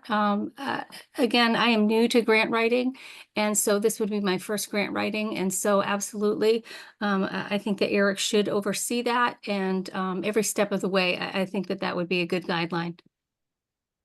Okay. Thank you, Tess. Absolutely. Should be signed by the town administrator. Yep. Approved by the Board of Selectmen. Okay, so we're ready to approve this. Anybody have a problem with it?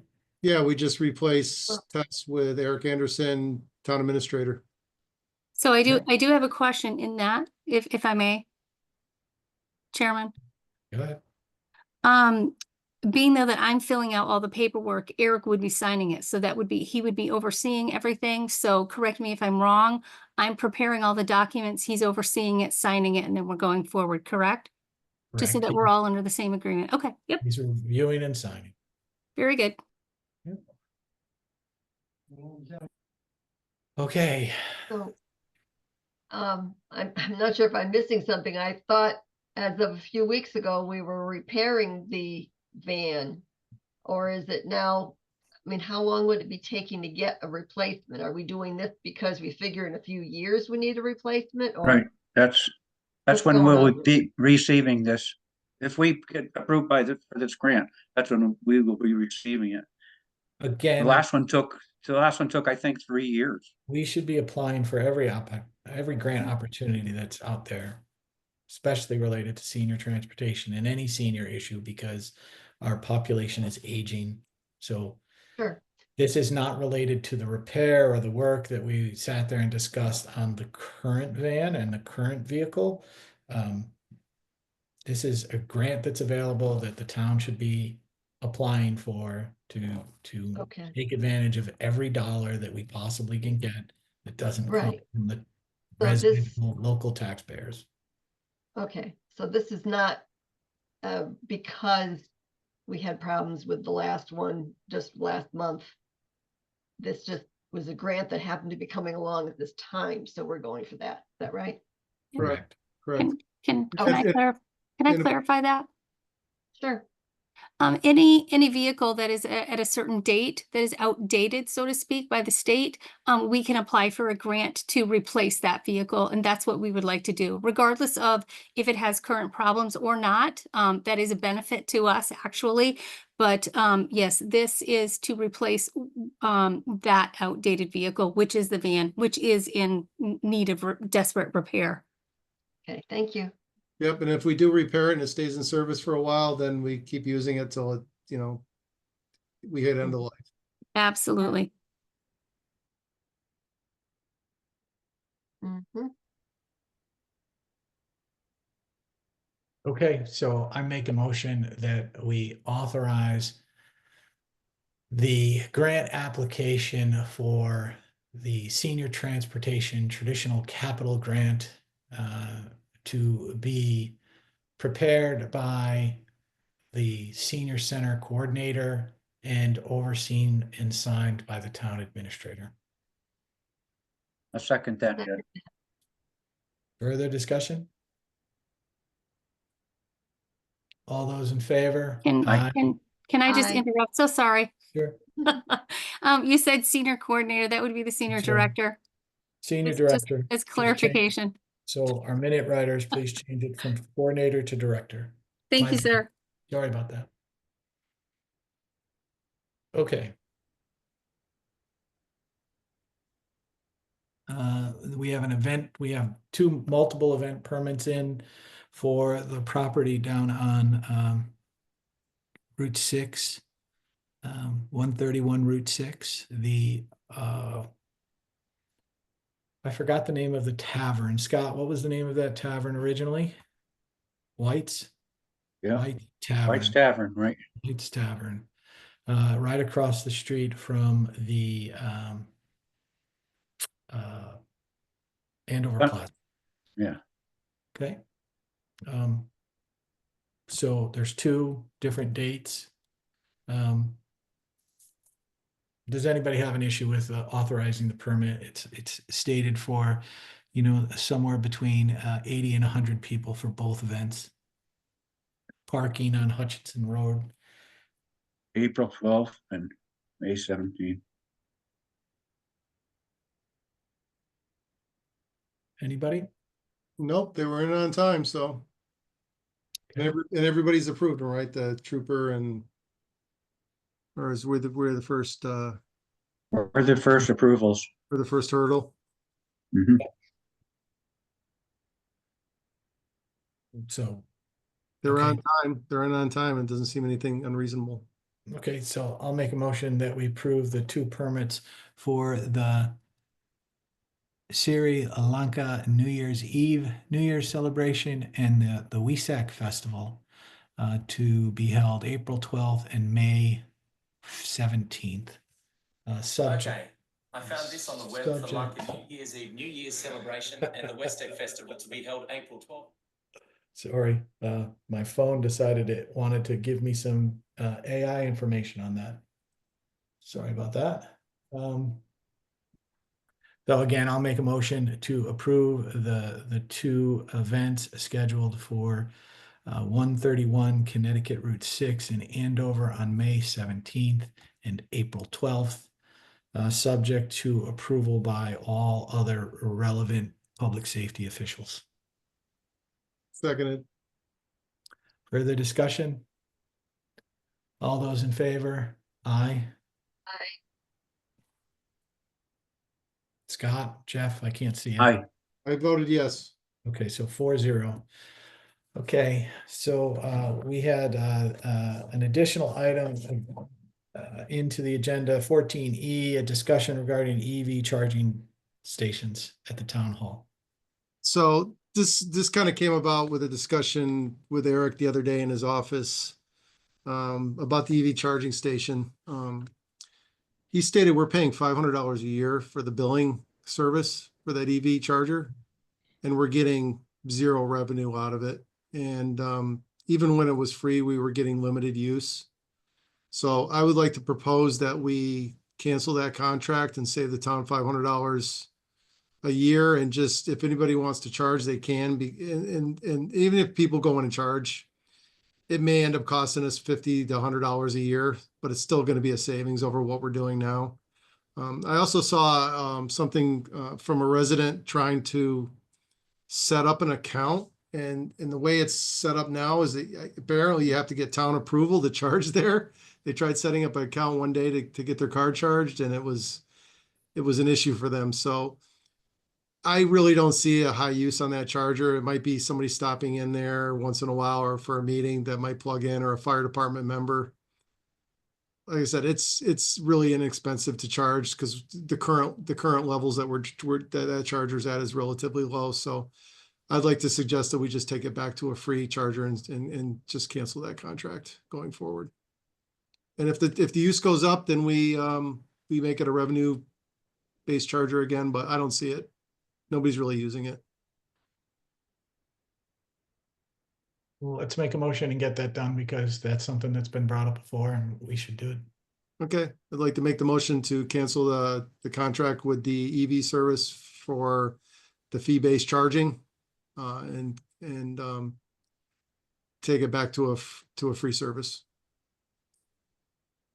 I'll I'll second that. second that. Ann seconded that. Okay.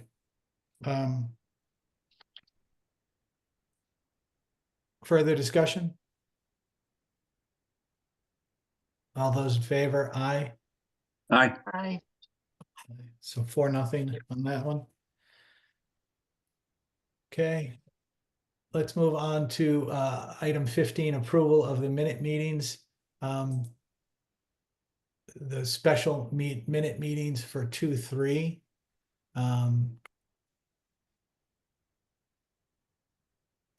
I know we tape all these.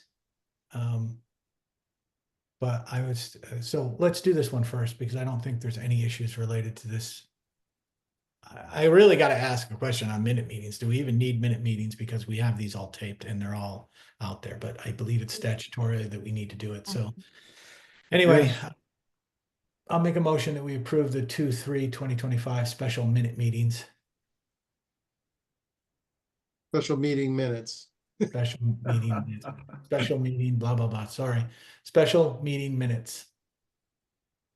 I'll second that. All right. All those in favor? Aye. Aye. Jeff, I'm assuming that was a yes. That was a yes. Okay. On this next one, I do have a couple of changes because I read these. And so, well, maybe it's not this one. Do we have a third one here? Really? The February 10th meeting. Yeah. Sorry, that starts on page 62. Yeah, there was an extra set of minutes there for some reason. Why was that? We gotta look now. So we had a special meeting February 10th. And we had a special meeting the 3rd, but those are not on here. So we had the 3rd and we have the 10th. And so we don't even have on the agenda the other one.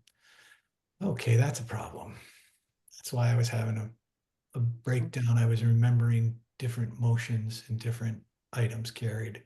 So let's just look at that one. That was related to that.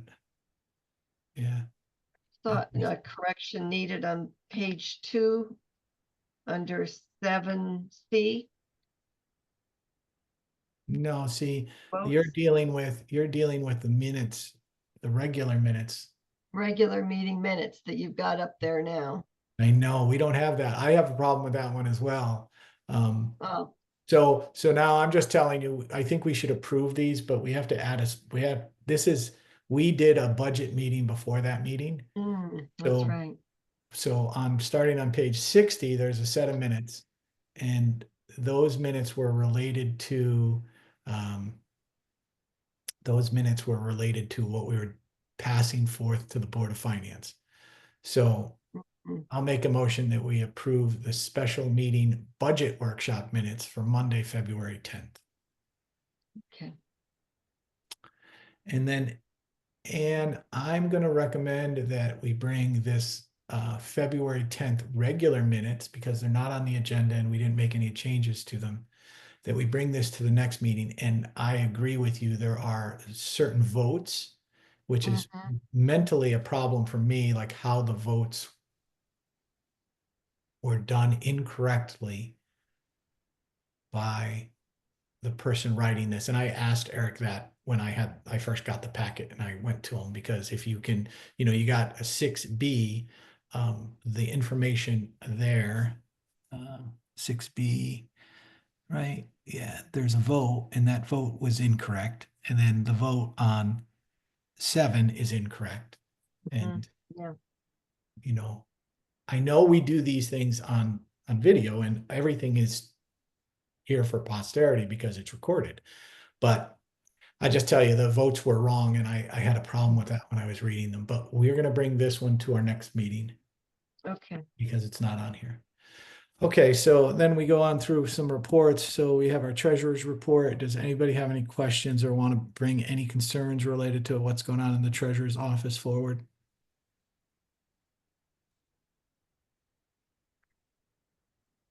Okay. I saw a letter that she had submitted in there. This is on the tax collector. So Yeah. we have, Okay. so we didn't get everything that we had from the treasurer's office, but I know they're dealing with other issues. They provided us the tax register, the check register. So this is the tax collector's report that was provided.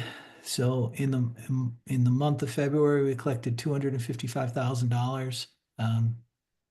And Kate sat there and told us that this was not updated in the information that she provided, because she didn't get all the way through the end of the cycle before she went away on paid time off. So, right. So this is her letter related to that. Right. Okay. And then she did send us a letter that we should all read related to the Hop River Homes tax abatement. I don't believe we want to sit there and make any decisions on this tonight, but we want to know that this is out there and that we should address it. Anybody have any problems with that? I can remember one time being at a town meeting where we had to vote to do with this abatement, tax abatement. So would we have to do a town meeting again to change that?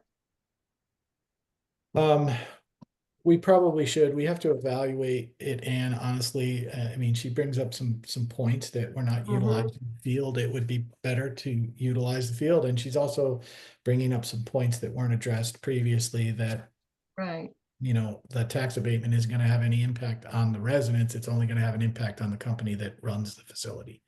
So Yeah.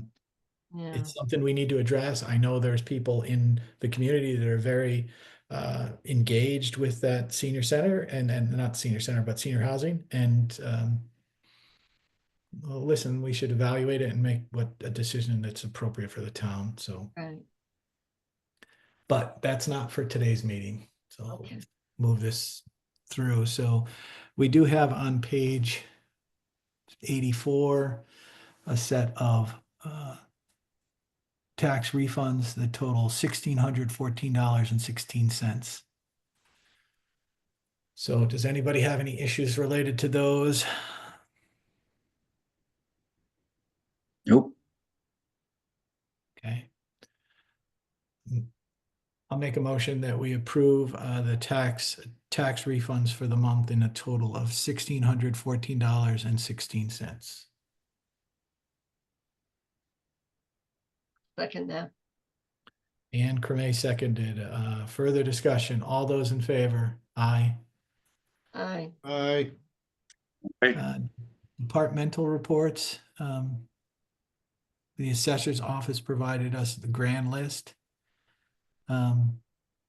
It dropped $6 million, $6 million and 315, something along that lines. So house valuations are the same, reasonably the same, actually. No, sorry. Down 400,000. The car taxes are down $6 million, and the personal property taxes are up slightly. So total net grand list, and really what we should do is request that the assessor provides us changes on those line items so that everybody can understand them easily without me having to try to do math. But a $6 million decrease, which means that our mill rate will have to increase to cover the loss in taxable dollars. Yeah, I wish I would have seen that before I abstained from the motor vehicle tax. That's what I was looking. Okay. I got it. But we should sit there and ask when he does this in the future is to give us the change so it's easily to understand and the members of the board can see it and that the residents can all see it so they understand what we're dealing with and what the Board of Finance has to deal with when they sit there and deal with the budget and try to come up with a mill rate. So this was the assessor's office activity report, conveyance fees processed, so on and so forth. It's all available. These are adjustments that are made within the system. So ups and downs and by location.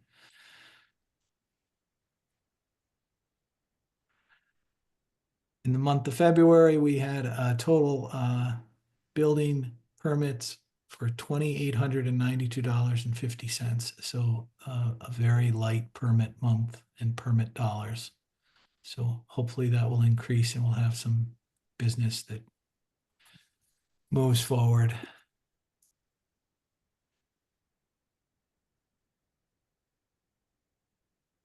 Public Works, does anybody have any comments or concerns on the Public Works report?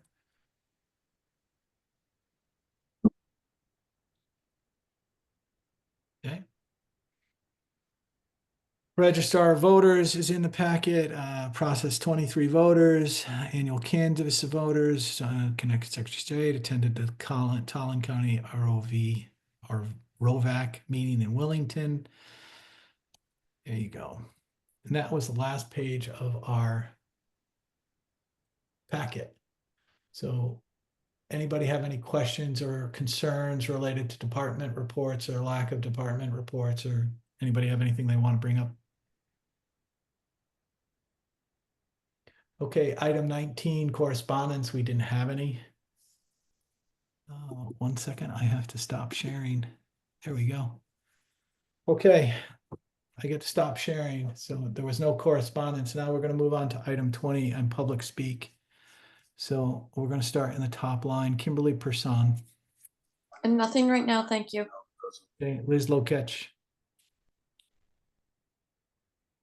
I'm all set. Thank you. Okay. Kathy and Mike Palazzi. Nothing, thank you. All right. Chris Bernard.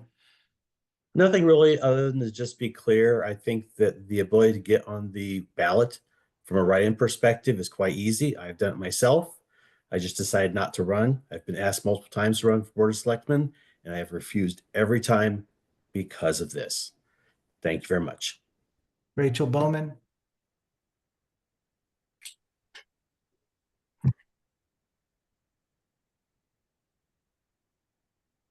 Diane Grenier. I'm all set. Thank you very much. Louise Goodwin. Hi, I just wanted to mention when you were talking about the AHM budget, I'm the representative for the Board of Finance, and I already voted and submitted my vote after we had a Board of Finance review on it, and everyone voted in the Board of Finance. You had mentioned that you'd have to send the your vote over to the Board of Finance for consideration. Did I miss? Well, if you've already voted on it, it's done because it's passed us because you control the money. Eric asked us to vote on it so that we would move it to you. Okay, because I was informed that both the Board of Finance and Board of Selectmen has a vote for that. So I think it's done at this point. Okay. Thanks for, Liz- Okay, I'm gonna go back to Liz Lokech because she's Board of Finance. She's got her hand up. Oh, yeah, I was just gonna say, yeah, I believe that we were entitled to 2 votes. And Louise did our one, and then you guys were. Okay. So I would think that you guys would still have a vote, but So then we're good to go. So we have the second vote and we approved it and the Board of Finance has approved it. So I the think so, yeah. town is good with AHM. All right, thank you. thank you. Stephen King. I'd just like to note that I think it's somewhat unfair that you allow certain people to speak and you shut down Carol Barton. I think that speaks to just a hint of your prejudice. And really, again, disappointed in what happened tonight. Jerry Cremay.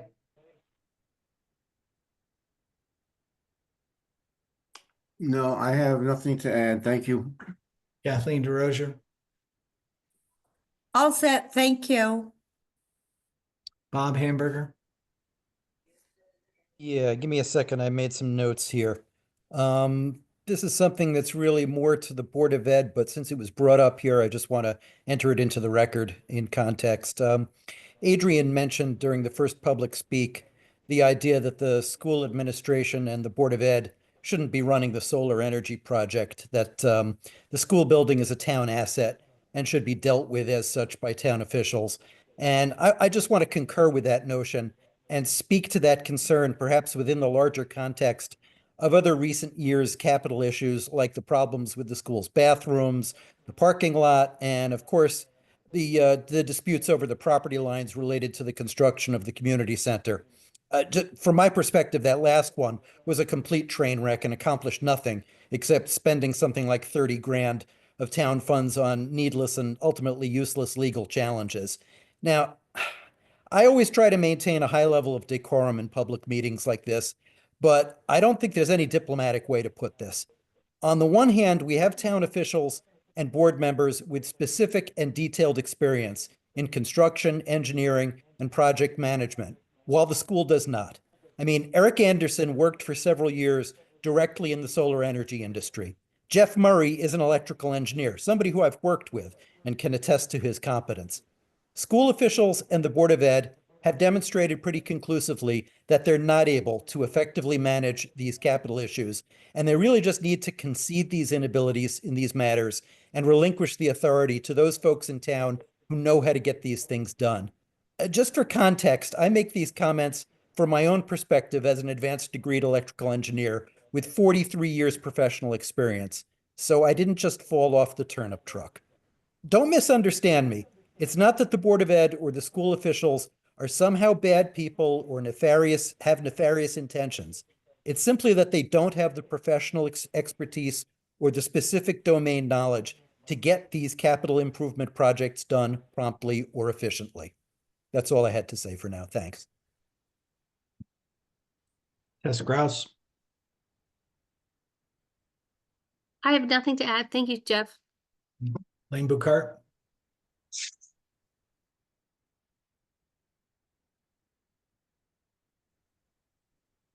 Sorry, had a hard time unmuting myself.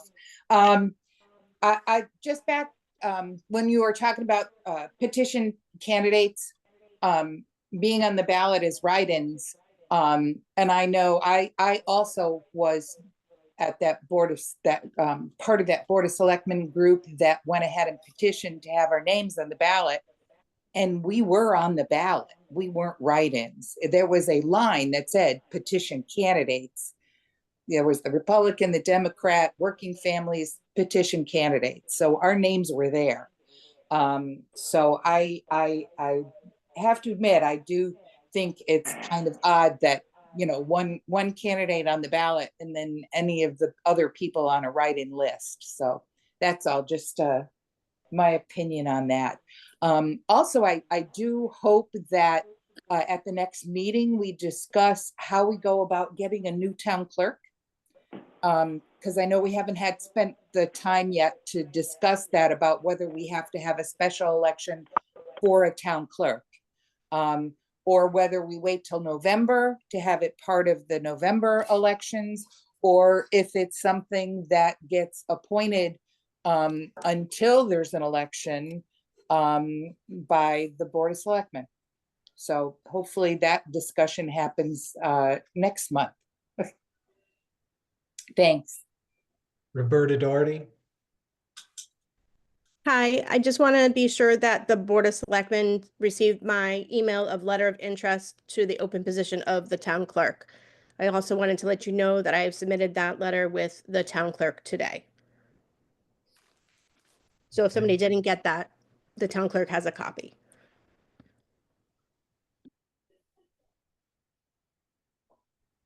Joanne Ebert. I am all set. Thank you.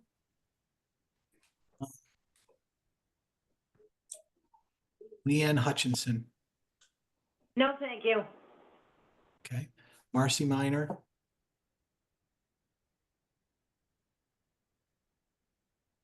I'm good, thanks. Carol Lee, I believe. All set, thank you.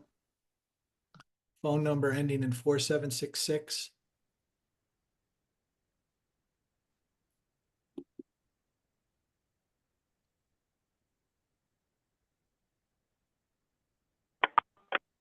Okay, Andover Democrats. I signed in with the wrong account. This is Scott Soya. And I really have nothing to add right now. Thank you. Allison Kane. Thank you. Lauren's iPhone.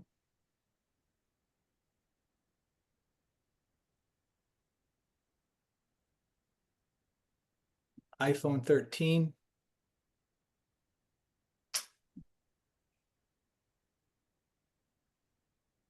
Alicia Lee.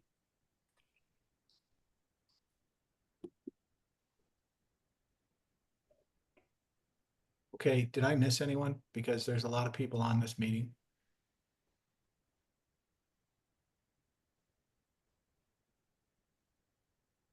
Okay, if I did not miss anyone, that concludes public speak. I will sit there and make a motion to adjourn. Seconded. All those in favor? Aye. Aye. Right, thank you.